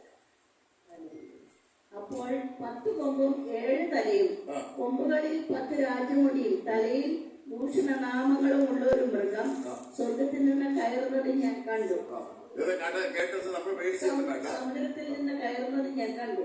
ഞാൻ കണ്ട മൃഗം പുലിപ്പിടിക്ക് സദൃശവും അതിന്റെ കാൽ കരടിയുടെ കാൽ പോലെയും. അതിനെക്കുറിച്ചൊന്നും വിശദീകരിക്കാൻ എനിക്കറിയത്തില്ല. എന്നോട് ചോദിക്കുന്നത് നമുക്ക് അതിന്റെ സമ്മാൻ സബ്സ്റ്റൻസ് മാത്രമേ നമ്മൾ എടുക്കുന്നുള്ളൂ. ലിറ്ററൽ ഇന്റർപ്രിട്ടേഷൻ എനിക്ക് അറിയത്തില്ല. സുരേഷ് ബാബുവിന്റെ പ്രസംഗങ്ങൾ വെച്ചാൽ അദ്ദേഹം ഇതൊക്കെ വളരെ മനോഹരമായിട്ട് എക്സ്പ്ലെയിൻ ചെയ്യുന്നത് ഞാൻ കേട്ടിട്ടുണ്ട്. പക്ഷെ എനിക്കിതെല്ലാം നമ്മുടെ തലയിൽ നിൽക്കാത്തത് കൊണ്ട്, അതിന്റെ പ്രത്യേകിച്ച് ആവശ്യമില്ലാത്തതുകൊണ്ട് ഞാൻ അതെടുക്കാറില്ല. ഞാൻ അദ്ദേഹത്തിന് വിശേഷ ചെയ്യല. വളരെ നല്ല വചനം പഠിപ്പിക്കുന്ന ഒരു നല്ല ദേവദാസനാണ്, നല്ല കൃപയുള്ള ദേവദാസനാണ്, ശക്തമായ വചനം പഠിപ്പിക്കും. അദ്ദേഹം ഇതിനെ കുറിച്ചൊക്കെ വളരെ വിശദമായി പ്രതിപാദിക്കുന്നതാണ്. നല്ല നല്ല പ്രസംഗങ്ങൾ യൂട്യൂബിലുണ്ട്. അത് നിങ്ങൾ കേൾക്കുന്ന വളരെ നല്ല മടങ്ങി വരാം. കരടിയുടെ കാൽ പോലെയും വായ് സിംഹത്തിന്റെ വായ് പോലെയുമായിരുന്നു. അതിന് മഹാസർപ്പം തന്റെ ശക്തിയും സിംഹാസനവും. ആ ഭാഗത്ത് ശ്രദ്ധിക്കണം. അതിന് മഹാസർപ്പം തന്റെ മഹാസർപ്പം തന്റെ ശക്തിയും ബലമെല്ലാം കൊടുക്കുന്നത് മഹാസർപ്പവും തന്റെ ശക്തിയും സിംഹാസനവും വലിയ അധികാരവും കൊടുത്തു. അതിന്റെ മഹാസമുദ്രത്തിൽ നിന്ന് കയറി വന്ന മൃഗത്തിന് ബീസ്റ്റ് എന്ന് പറയുന്നത് പിശാചാണ്. പിശാച് സകല അധികാരം ആർക്ക് കൊടുക്കുക? മൃഗത്തിന് കൊടുക്കുക. അതാണ് അന്ത്യക്രിസ്തു എന്ന് പറയുന്നത്. അവിടെയാണ് ഉണ്ടാകുന്നത്. സകല അധികാരവും ഈ മൃഗത്തിന് കൊടുക്കുക. ആ മൃഗമാണ് പിന്നെ കാര്യങ്ങളെല്ലാം നിയന്ത്രിക്കുന്നത് മാത്രമല്ല, 13-ാം അധ്യായത്തിന്റെ അവസാന ഭാഗത്തേക്ക് വരുമ്പോൾ നമുക്ക് 15 പോലെ വായിച്ച് ഒരു കാര്യം കൂടെ വായിക്കുന്ന വളരെ ശ്രദ്ധേയമായ ഒരു കാര്യം. പിശാചിനും 3 ആളെത്തും. വിശ്വസിക്കുന്നു? അതിലൊന്നും ഞാൻ എടുത്തില്ല. പിശാച്, പഴയ പാമ്പായ പിശാച്, എതിർ ക്രിസ്തു, വ്യക്തമായ ഒരുപാട് ദിവസം പറഞ്ഞിട്ട് ഞാൻ എടുത്ത് കാണിച്ചു തരാം. അതിലേക്ക് ഞാൻ വരുന്നു. അത് മനുഷ്യൻ കാണെ ആകാശത്തുനിന്ന് ഭൂമിയിലേക്ക് തീർന്നുമാറ് പിശാച് കാണിക്കുന്ന അന്ത്യക്രിസ്തു, എതിർ ക്രിസ്തു കാണിക്കുന്നതായിട്ടുള്ള അന്ത്യക്രിസ്തു എന്ന് പറയാൻ പാടില്ല, എതിർ ക്രിസ്തു എന്ന് പറയാം. നമ്മൾ അറിയാതെ അന്ത്യക്രിസ്തു എന്ന് എപ്പോഴും പറയണം. ആന്റി ക്രൈസ്റ്റ്, എതിർ ക്രിസ്തു.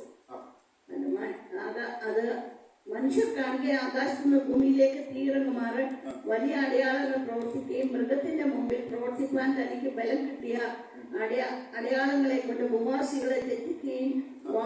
അതിനു മുൻപേ 12-ാം വാക്യം വായിച്ച്, അത് ഒന്നാമത്തെ മൃഗത്തിന്റെ മുൻപാകെ അതിന്റെ അധികാരമെല്ലാം നടത്തി ഭൂമിയെയും അതിൽ വസിക്കുന്നവരെയും മരണകരമായ മുറിവ് കൊടുത്തുപോയതായ 1-ാം മൃഗത്തെ നമസ്കരിക്കുമാറാക്കുന്നു. അതിന് മേലത്തെ ഭാഗത്ത് നമ്മൾ വായിക്കുന്നുണ്ട്, അതിന് കുഞ്ഞാടിനുള്ളതുപോലെ 2 കൊമ്പുണ്ട്. അപ്പൊ വായിക്കപ്പെട്ട കർത്താവിനെ അതേപോലെ ഇമിറ്റേറ്റ് ചെയ്യാൻ നോക്കുക. ഇതിനുണ്ട് 2 കൊമ്പ്. കുഞ്ഞാടിന് എന്തുണ്ട്? 2 കൊമ്പുണ്ട്. അപ്പൊ യേശുവിനെ അതേപോലെ ഇമിറ്റേറ്റ് ചെയ്യാൻ ശ്രമിക്കുകയാണ്. ചതി. പിശാച് വലിയ ചതിയനാണ്. 1-ാം നമ്പർ ചതിയനാണ് പിശാച്. അതുകൊണ്ട് അവന് യേശു ക്രിസ്തുവിന്റെ അതേ വേഷം ധരിച്ചാണ് വരുന്നത്.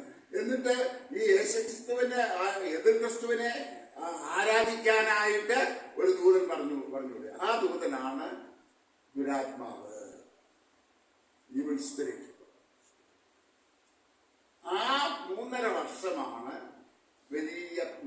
പീഡനം നടക്കുന്നത്. താഴോട്ട് വായിക്കാം. 15 മുതൽ. 15. അത് ചെറിയവരും വലിയവരും, സമ്പന്നന്മാരും ദരിദ്രന്മാരും, സ്വതന്ത്രന്മാരും ദാസന്മാരുമായ എല്ലാവർക്കും വലങ്കൈമേലോ നെറ്റിയിലോ മുദ്ര കിട്ടുമാറും മൃഗത്തിന്റെ പേരോ അതിന്റെ സംഖ്യയോ ആയ മുദ്രയുള്ളവനല്ലാതെ വാങ്ങുകയോ വിൽക്കുകയോ ചെയ്യുവാൻ മര്യാദയും ആക്കുന്നു. ഒരു ഭാഗം കൂടെ ഞാൻ വായിച്ചു കേൾപ്പിക്കാം. 15-ാം വാക്യത്തിന്റെ അവസാന ഭാഗം. മൃഗത്തിന്റെ പ്രതിമയ്ക്ക് ആത്മാവിനെ കൊടുപ്പാൻ അതിന് ബലം ലഭിച്ചു. അപ്പൊ മൃഗത്തിന്റെ പ്രതിമയ്ക്ക് ആത്മാവിനെ കൊടുക്കുകയാണ്. ആത്മാവിനെ ലഭിച്ചു കഴിഞ്ഞപ്പോൾ ഈ മൃഗം ആണ് പിന്നെ ഭരിക്കുന്നത്. എതിർക്രിസ്തുവാണ് ഇവിടെ ഭരണം. അതായത് പിശാച് എതിർക്രിസ്തുവിനെ മുമ്പിൽ നിർത്തിക്കൊണ്ട് എതിർക്രിസ്തുവാണ് ഇവിടെ ഭരിക്കുന്നത്. എതിർക്രിസ്തു ഒരു മുദ്ര വെക്കുകയാണ്. ആ മുദ്ര എത്രയാണ്? 666. ഈ മുദ്രയുള്ളവർക്കല്ലാതെ കച്ചവടം വാങ്ങാനോ വിൽക്കാനോ കഴിയാത്ത ഒരവസ്ഥ ഉണ്ടാക്കുകയാണ്.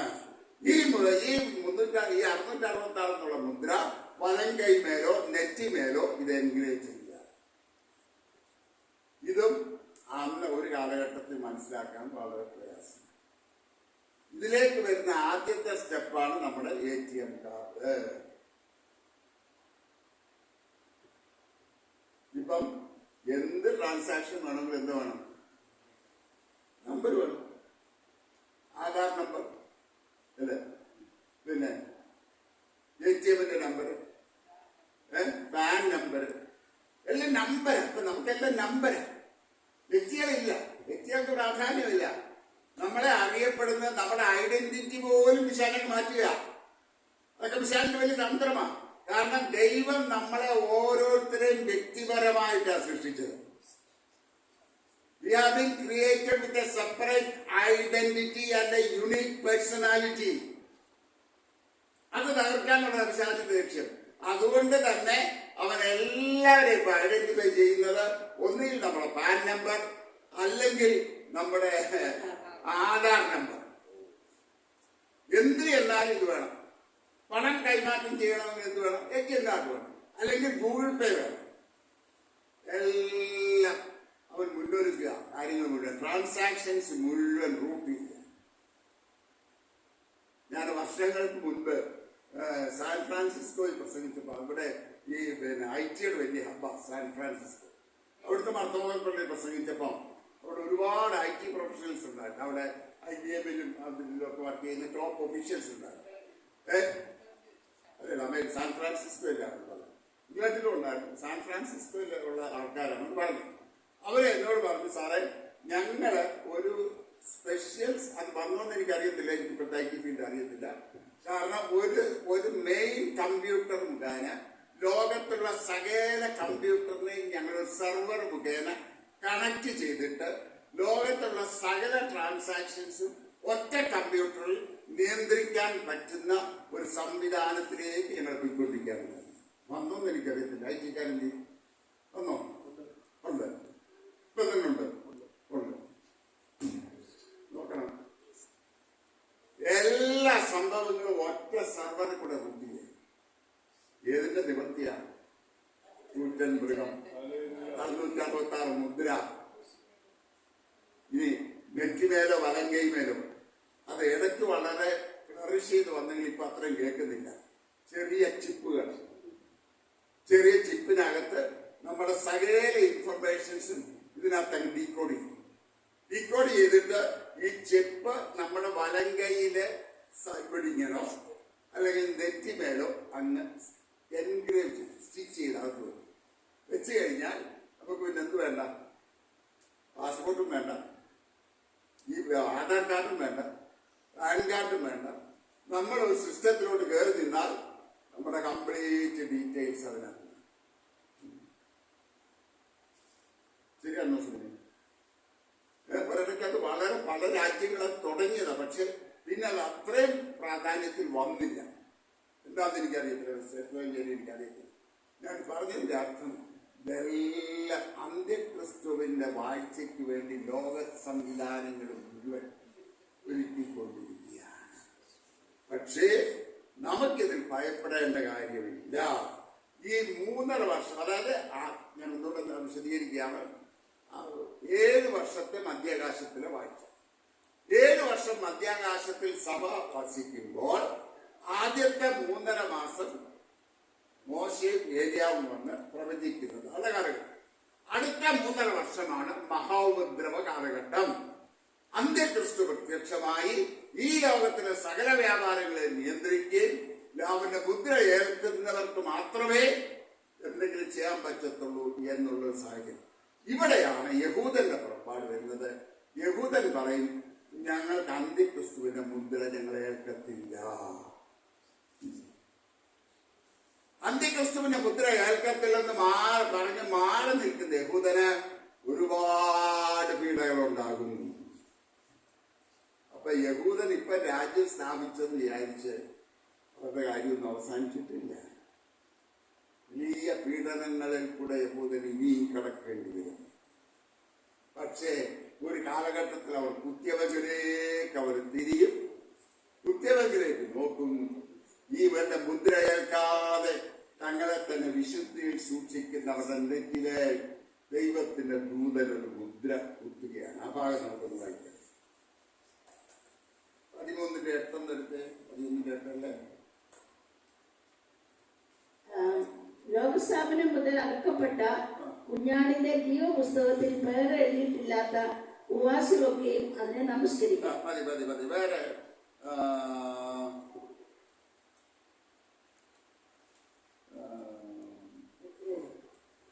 പിശാചിന്റെ മുദ്ര ഏൽക്കാതെ മാറി നിൽക്കുന്നവന് ദൈവത്തിന്റെ ദൂതൻ മുദ്രയിടുന്നതാണ് സംഭവം.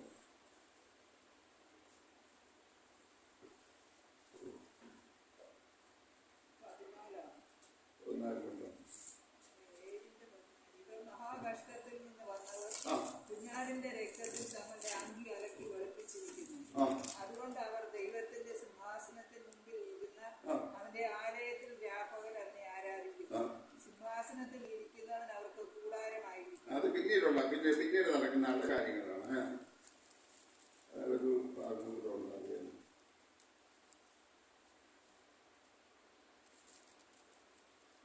അതുകൊണ്ട്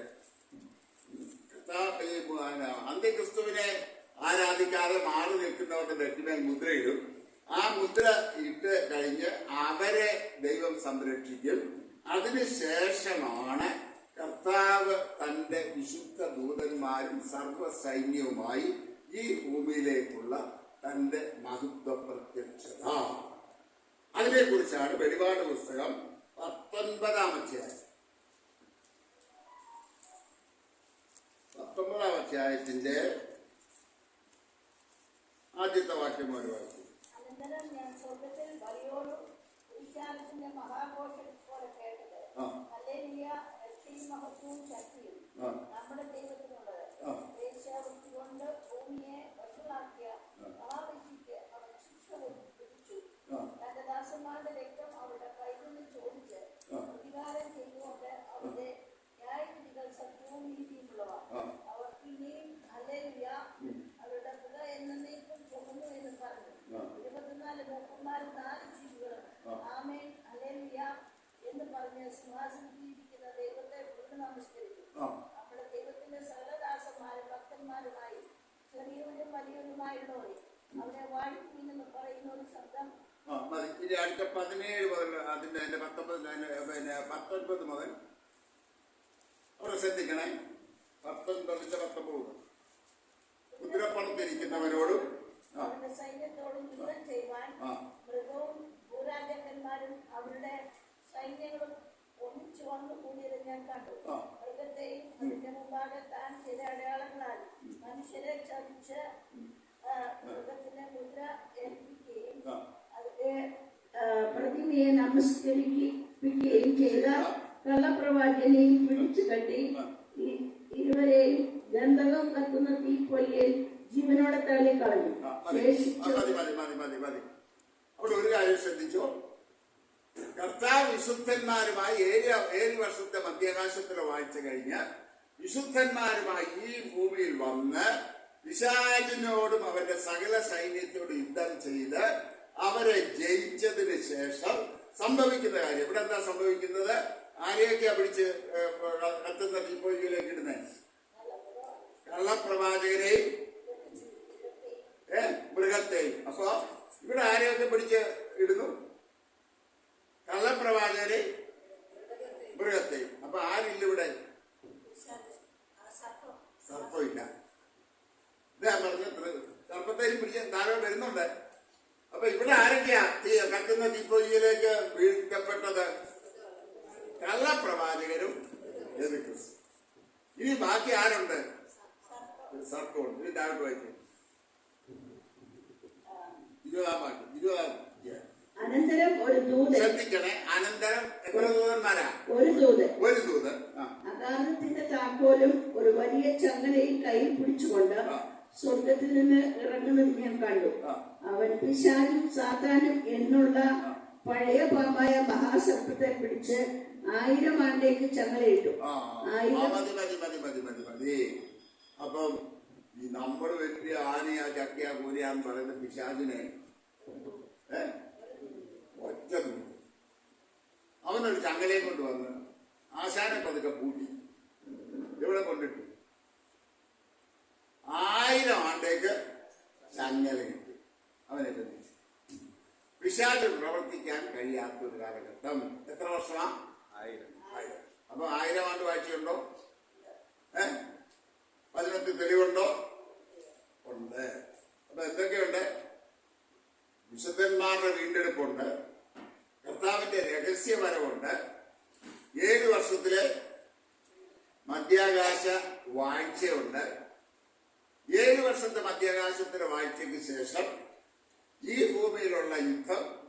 അത് കഴിഞ്ഞ് ആദ്യം പിശാചിനെ, കള്ളപ്രവാചകനെയും മൃഗത്തെയും പിടിച്ച് തീപ്പൊയ്യിൽ തള്ളിയിട്ടു, പിശാചിനെ ബന്ധിച്ചിട്ടു. പിന്നെ 1000 ആണ്ട് കർത്താവും തന്റെ വിശുദ്ധന്മാരുമായി ഈ ഭൂമിയിൽ വാഴുകയാണ്. ആ വാഴ്ചയെ കുറിച്ചാണ് പ്രവാചകൻ പറഞ്ഞത്. അന്ന് കുഞ്ഞാടും പുള്ളിപ്പുലിയും ഒരുമിച്ച് മേയും, നിങ്ങളുടെ കുഞ്ഞുങ്ങൾ സർപ്പത്തിന്റെ പൊത്തിൽ കൈയിടും, മരണകരമായ യാതൊന്ന് കുടിച്ചാലും നിങ്ങൾക്ക് ദോഷം വരത്തില്ല. ഭൂമിയിലെങ്ങും സമാധാനം വിളയാടുന്ന ഒരു വർഷം. കർത്താവും തന്റെ വിശുദ്ധന്മാരുമായി 1000 വർഷം ഈ ഭൂമിയിൽ വാഴുന്നത്. അപ്പൊ ഈ 1000 വർഷം വാഴുമ്പോൾ എന്റെ ഒരു ഭാവനയാണ്. അതിപ്പോ 1000 വർഷം വാഴുമ്പോൾ കർത്താവിന് ഏതായാലും എല്ലാം കൂടെ കർത്താവ് ഇരുന്ന് ഇവിടെ യെരൂശലേമിൽ ഇരുന്ന് കൺട്രോൾ ചെയ്തു. എങ്കിൽ പോലും കർത്താവ് എന്തുണ്ടാവും? കുറച്ച് ഡിസ്ട്രിക്ട് കളക്ടർമാരും അല്ലേ, പിന്നെ ഇലക്ട്രിസിറ്റി വർക്ക് ചെയ്യാൻ വേണ്ടി കുറച്ച് വരും അല്ലേ, പിന്നെ ഒക്കെ കർത്താവിന് വേണം, മന്ത്രിസഭ വേണം അല്ലേ. അപ്പൊ ആരാ 1000 ആണ്ട് ഇതൊക്കെ ആരാ ഭരിച്ചു നടത്തുന്നത്? നിങ്ങൾ ഇസ്രായേൽ ഗോത്രം 12 വരുന്ന കർത്താവ് പറഞ്ഞു. വെറുതെ ശിശുമാർ ചോദിച്ചു, കർത്താവെ ഞങ്ങളെല്ലാം വിട്ടു നിന്നെ അനുഗമിച്ചത്, ഞാൻ എത്തിരിക്കും. കർത്താവ് എന്താ പറഞ്ഞു? നിങ്ങൾ ഇസ്രായേൽ ഗോത്രം 12 സിംഹാസനത്തിൽ ഇരുന്ന് ഇസ്രായേൽ ഗോത്രം 12 ന്യായിക്കും. അന്ന് എറണാകുളം ഡിസ്ട്രിക്റ്റിന്റെ ചാർജ് ആർക്കായിരിക്കുമോ? പത്തായിരത്തിനായിട്ടോ എനിക്ക് കിട്ടുമോ എനിക്ക് അറിയത്തില്ല.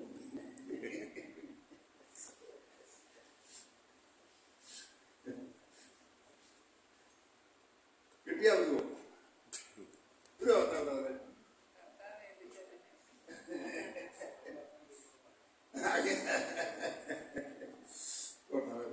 ഞാൻ പറഞ്ഞത് പ്രിയമുള്ളവരെ, 1000 ആണ്ട് സ്വസ്ഥതയോടുക. ഈ 1000 ആണ്ട് വാഴ്ച കഴിഞ്ഞാൽ ക്ലോസിംഗിലേക്ക് വരിക.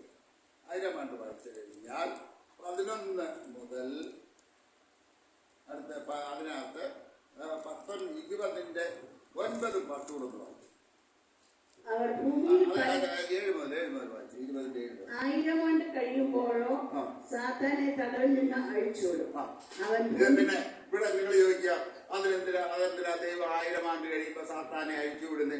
അതുവരെ ബന്ധിച്ചതേ ഉള്ളൂ, പിന്നെ എന്തിനാ അവനെ തുറന്നു വിടുന്നതെന്നൊന്നും ചോദിച്ചാൽ എനിക്ക് എക്സ്പ്രസ് ചെയ്യാൻ അറിയത്തില്ല. കർത്താവിന്റെ സന്നിധി ചെല്ലുമ്പോൾ നിങ്ങൾ നേരിട്ട് ചോദിച്ചോളം. ഞാൻ കർത്താവിന്റെ സന്നിധി ചെല്ലുമ്പോൾ നേരിട്ട് ചോദിച്ച് മനസ്സിലാക്കാൻ ഇരിക്കുകയാണ്. എനിക്കൊരു എക്സ്പ്ലനേഷൻ തരാൻ എൻ്റെ കയ്യിലില്ല. കാരണം പ്രിയമുള്ളവർ, ഒരു കാര്യം നമ്മൾ മനസ്സിലാക്കണം.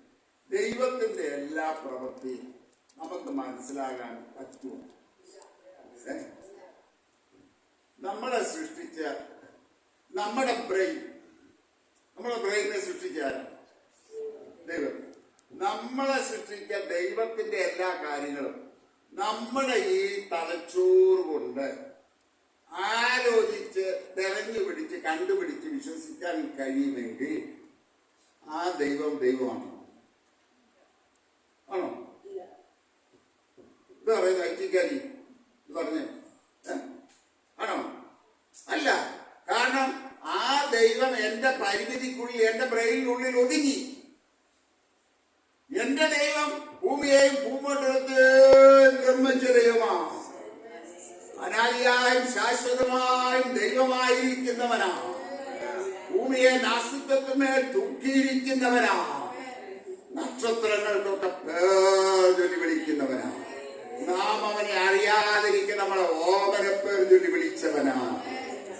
നമ്മളെ തെരഞ്ഞെടുത്തവനാണ്. വാഗ്ദത്തത്തിന് അച്ചാരമായ പരിശുദ്ധാത്മാവിനാൽ നമ്മളെ മുദ്രയിട്ട് വീണ്ടെടുപ്പ് നാളിനായി നമ്മളെ സൂക്ഷിച്ചിരിക്കുന്നവനാണ്. ആ ദൈവത്തെ നമ്മുടെ ബുദ്ധിയുടെ പരിമിതിക്കുള്ളിൽ ഒതുക്കാൻ പറ്റത്തില്ല. പ്രിയമുള്ളവരെ,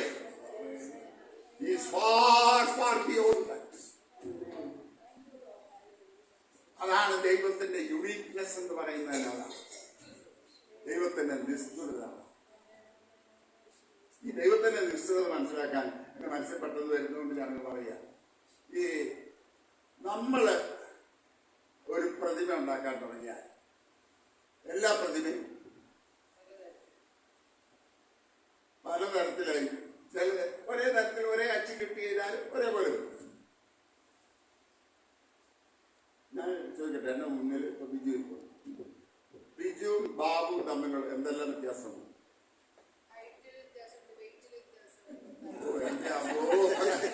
എല്ലാം അളന്ന് വിളിച്ചു വെച്ചേക്ക. അപ്പൊ എന്നെ പിന്നെ ശിവ ബാബുവിന് എന്തൊക്കെ വ്യത്യാസമുണ്ട്?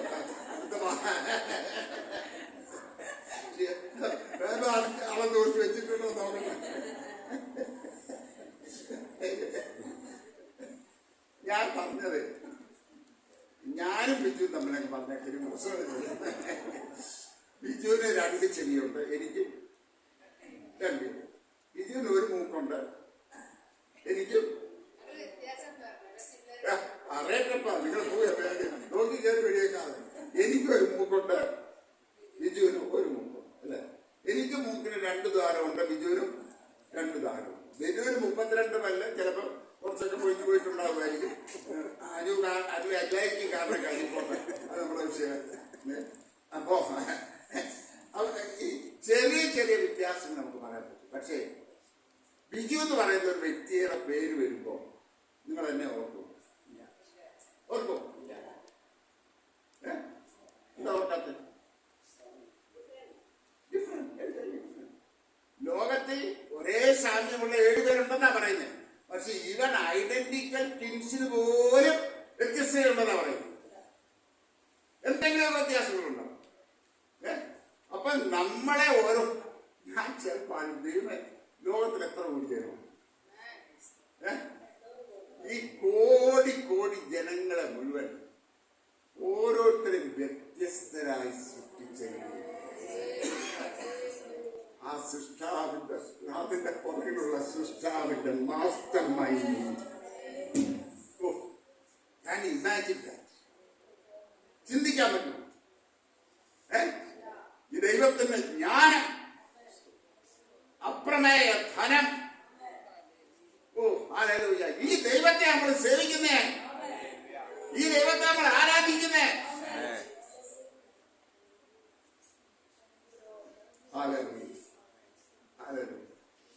നമ്മളെ each one is created with separate identity and unique personality.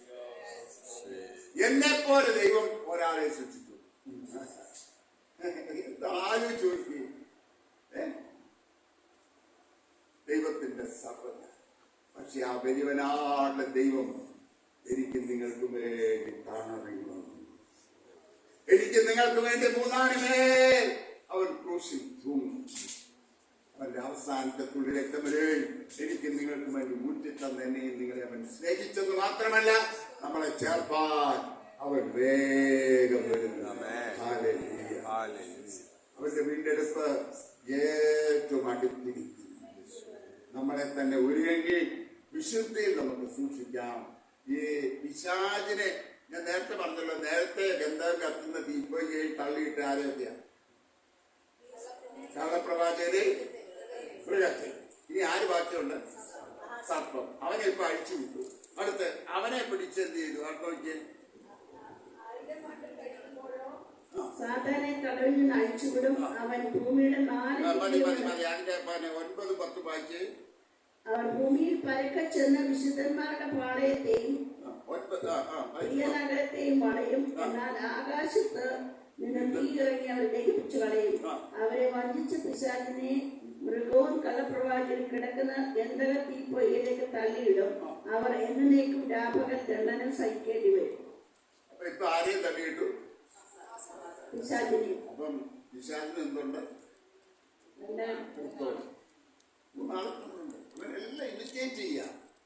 വലിയവനാളുടെ ദൈവത്തെ ഇമിറ്റേറ്റ് ചെയ്ത് വലിയവനാളുടെ ദൈവത്തെ ആരാധിക്കാതെ വണ്ണം മനുഷ്യന്റെ ഉള്ളിൽ ഫോൾസ് ഇംപ്രഷൻസ് ഉണ്ടാക്കുക എന്നുള്ളതാണ് അവന്റെ പ്രവർത്തനം. പക്ഷെ അവൻ ജയിക്കത്തില്ല. പിശാചിനെയും ഗന്ധകം കത്തുന്ന തീപ്പൊയ്യിലേക്ക് തള്ളിയിടുകയാണ്. അവന്റെ അവസാനം അതോടുകൂടി സംഭവിക്കുകയാണ്. പിന്നീട് നമ്മൾ വായിക്കുന്നത് ന്യായവിധിയുടെ നാളുടെ കാലം. ന്യായവിധി 2 ന്യായവിധിയുണ്ട്. ഒന്ന് വിശുദ്ധന്മാരുടെ ന്യായവിധി. എന്താ വിശുദ്ധന്മാരുടെ ന്യായവിധി? വിശുദ്ധന്മാർക്കുള്ള പ്രതിഫലത്തിന്റെ ന്യായവിധി. ഞാൻ ചോദിക്കട്ടെ, കർത്താവിന് വേണ്ടി കഷ്ടം സഹിച്ച് കർത്താവിന് വേണ്ടി ഒത്തിരി ഓടി എല്ലാം നിന്യമം നെണ്ണി, ഞാൻ ചപ്പും ചതവും നെണ്ണി, ലോകപ്രകാരം ഒന്നുമാകാതെ കർത്താവിന് വേണ്ടി എരിഞ്ഞടങ്ങിയ വിശുദ്ധന്മാർക്കും വെറുതെ രക്ഷിക്കപ്പെട്ട സ്നാനപ്പെട്ട അഭിഷേകം പ്രാപിച്ചെന്ന് പറഞ്ഞ് ആരാധിച്ചു മാത്രം വരുന്നു. കർത്താവിന് വേണ്ടി ഒരു കഷ്ടവും സഹിക്കാതെ ഒരാത്മാക്കളെ നേടാതെ ഒരു വ്യക്തിക്കും സ്വർഗത്തിൽ ഒരേ പ്രതിഫലമാണ്. പറയാൻ ഇത്ര ധൈര്യത്തോളം അല്ല, പ്രതിഫല വ്യത്യാസം. നമ്മളെല്ലാം സ്വർഗത്തിൽ കയറി രക്ഷിക്കപ്പെട്ട് സ്നാനപ്പെട്ട് അഭിഷേകം പ്രാപിച്ച് ആത്മാവിൽ സത്യത്തിലും ആരാധിക്കുന്നവരെല്ലാം എവിടെ എത്തും? അവന്റെ വരവിൽ എടുക്കപ്പെടും. അതിന് സംശയമൊന്നുമില്ല. പക്ഷേ ഒന്നാമത്തെ ന്യായവിധികൾ പ്രതിഫലം വിധിക്കുമ്പോൾ അവിടെ നമ്മൾ ലജ്ജിക്കാൻ ഇടയാകരുത്. നമ്മൾ ആരുമല്ലെന്ന് കരുതിയവർ, നമ്മൾ ഇസ്മയുടെ 7-ാം കൂലിയായി തള്ളിക്കളഞ്ഞവർ കർത്താവിൽ നിന്ന് വലിയ വലിയ പ്രതിഫലങ്ങൾ, കിരീടങ്ങൾ പ്രാപിക്കുമ്പോൾ ലജ്ജിച്ചു പോകാതെ നിൽക്കണമെങ്കിൽ, അതുകൊണ്ടാണ് പാട്ടുകാരൻ പറയുന്നത്, ഒരു കത്തയും ഇല്ലാതെ എങ്ങനെ ദൈവസന്നിധിയെ ഞാൻ ചെല്ലുന്നു.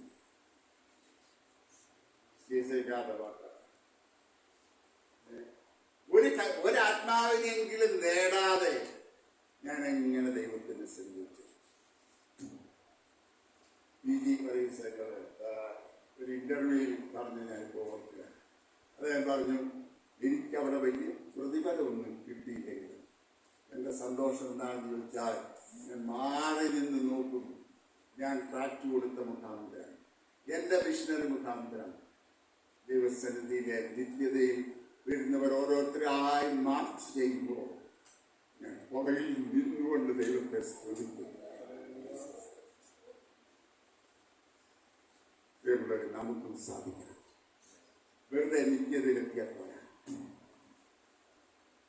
ഞാൻ ചോദിക്കട്ടെ, ഇവിടെ ജോലി ചെയ്യുന്ന കുഞ്ഞുങ്ങളൊക്കെ ഉണ്ട്. സുബിനെ കയറിയ പോസ്റ്റിൽ തന്നെ റിട്ടയർമെന്റ് വരെ ഇരിക്കാൻ എനിക്ക് താല്പര്യമുണ്ട്. അതൊന്നും താല്പര്യമില്ല. ഒരു താല്പര്യമുണ്ട് ഇല്ല. നമ്മളൊക്കെ എന്ത് ചെയ്യാം? Always ask for the best. ഏറ്റവും ഉന്നതമായ നിലയിലെത്തും നമ്മുടെ ആഗ്രഹം. ലോകപ്രകാരം എത്ര ഉന്നതത്തിലെത്തിയാലും അതിൻ്റെ അവസാനം ഇത്രയുള്ള നമുക്ക്. പക്ഷെ കർത്താവിൻ്റെ സന്നിധിയിൽ നിത്യമായ പ്രതിഫലം, നിത്യമായ പ്രതിഫലത്തിനു വേണ്ടി നമ്മളെ തന്നെ ഒരുക്കി ആത്മാക്കളെ നേടി. ഈ ആത്മാക്കളെ പലർക്കും സംശയം, എൻ്റെ ആത്മാക്കളെ നേടാൻ പറ്റുമോ? പ്രിയമുള്ളവരെ, ഒരു വ്യക്തിയെ രക്ഷിക്കപ്പെടുത്താൻ പറ്റുമോ?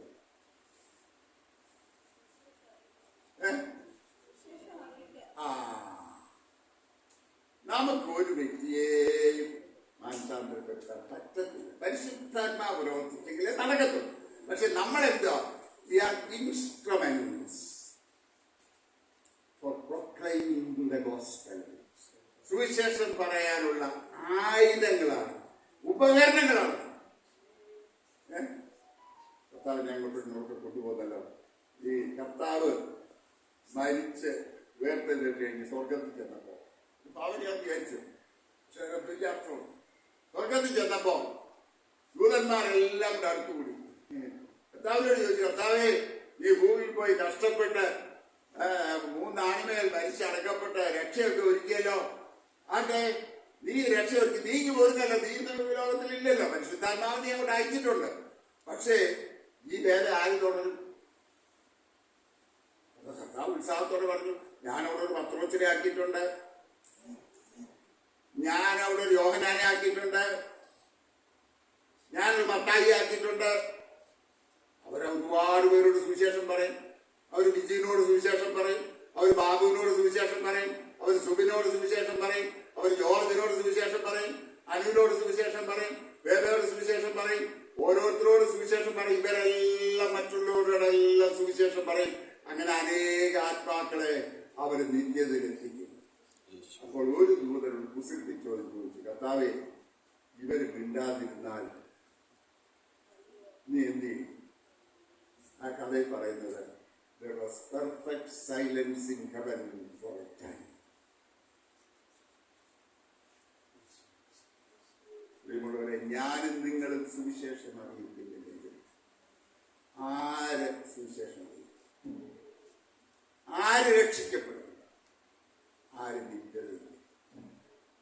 ഒരു നിത്യതയിലെത്തിയില്ലെങ്കിൽ എന്നേക്കും കത്തുന്ന തീപ്പൊയ്കയാണ് അവരുടെ അവസ്ഥ. പ്രിയമുള്ളവരെ, നമ്മുടെ പ്രിയപ്പെട്ടവർക്ക് വേണ്ടി മാത്രം കരയണം. രക്ഷിക്കപ്പെടാത്ത, സ്നാനപ്പെടാത്ത, പാരമ്പര്യങ്ങൾ പിടിച്ചുകൊണ്ടിരിക്കുന്ന നമ്മുടെ പ്രിയപ്പെട്ടവർക്ക് വേണ്ടി എന്തുമാത്രം കണ്ണുനീരോടെ നമ്മൾ പ്രാർത്ഥിക്കണം, ആത്മഭാരത്തോടെ പ്രാർത്ഥിക്കണം. ആത്മഭാരത്തോടെ പ്രാർത്ഥിക്കുകയും നമുക്ക് കിട്ടുന്ന അവസരം തക്കത്തിൽ ഉപയോഗിച്ച് നമ്മൾ കർത്താവിനെ കുറിച്ച് പറയുകയും ചെയ്താൽ നമ്മുടെ ഉത്തരവാദിത്തം കഴിഞ്ഞു. അവർ റെസ്പോൺസിബിലിറ്റീസ് ഓവർ. അല്ലേ? എന്റെ പ്രവചനത്തിന്റെ വാക്ക് നമ്മൾ വായിക്കുന്നു, ഞാൻ ദുഷ്ടനോട് ദുഷ്ടാതി മരിക്കുമെന്ന് പറയുമ്പോൾ നീ അവനെ ഓർമ്മിപ്പിക്കാതിരുന്നാൽ അവൻ തന്റെ ദുഷ്ടതയിൽ മരിക്കും, അവന്റെ രക്തമോ ഞാൻ നിന്നോട് ചോദിക്കും. ആരോരെ കുറിച്ചുമുള്ള കണക്ക് നമ്മളോട് ദൈവം ചോദിക്കാൻ നമ്മളെ ലാവോളം അത് ഓരോരുത്തരെ കുറിച്ച് ഓരോ പ്രവൃത്തി. എല്ലാവരും സുവിശേഷം പ്രസംഗിക്കാനുള്ള താല്പര്യം, ചിലർക്ക് പ്രാർത്ഥിക്കാനുള്ള താല്പര്യം, ആ താല്പര്യം നിങ്ങൾ വ്യാപാരം ചെയ്യും. ചിലർക്ക് സ്നേഹിക്കാനുള്ള താല്പര്യമായി, ചിലർക്ക് ശുശ്രൂഷിക്കാനുള്ള താല്പര്യമായി. എന്ത് താലന്താണ് ദൈവം നിങ്ങൾക്ക് തന്നത്? അത് കർത്താവിന് വേണ്ടി പ്രയോജനപ്പെടുത്താം, ആത്മാക്കളെ നേടാം. അനേക കർത്താവിന്റെ വരവ് ഏറ്റവും അടുത്തിരിക്കുന്ന കാലഘട്ടത്തിൽ അനേകർ നിത്യനാശത്തിലേക്ക് പോയിക്കൊണ്ടിരിക്കുമ്പോൾ നിത്യനാശത്തിലേക്ക് പോകുന്നവരെ ഓർത്ത് കരയാൻ ദൈവം നമ്മുടെ കണ്ണുകള് കണ്ണുനീർ തടവുകളായി മാറ്റട്ടെ. ഓരോരോ കണ്ണുനീരൊഴുക്കാൻ ഈ നാളുകളിൽ ദൈവം എന്നെയും നിങ്ങളെയും സഹായിക്കട്ടെ. കർത്താവിന്റെ രണ്ടാമത്തെ വരവിനെ കുറിച്ചുള്ള നമ്മുടെ ചിന്തകൾ കുറെ അറിവ് പകരാനില്ല. അറിവ് നല്ലതാണ്, അറിവ് ജീവിപ്പിക്കുന്നു. ആത്മാവ് ജീവിപ്പിക്കുന്ന ആത്മാവ് നമ്മുടെ ഉള്ളങ്ങൾ പ്രവർത്തിക്കട്ടെ. നമ്മുടെ അറിവിനപ്പുറമായിട്ട് നമ്മുടെ പ്രിയപ്പെട്ടവരാരും നഷ്ടപ്പെട്ടു പോകാം, നിത്യനാശത്തിലേക്ക് പോകാം. അവരെല്ലാവരും കണ്ണുനീരോട് ഈ നാളുകൾ പ്രാർത്ഥിക്കാം. ഇതിൽ നിന്ന് നമുക്ക് വേണ്ടി അഭയാചന ചെയ്യാം. അത് നമ്മെ തന്നെ ദൈവകരങ്ങളിൽ നമുക്ക് ഏൽപ്പിച്ചു കൊടുക്കാം. അതിന് ദൈവത്തിന്റെ പരിശുദ്ധാത്മാവ് നമ്മെ ഓരോരുത്തരെയും സഹായിക്കുമാറാകട്ടെ.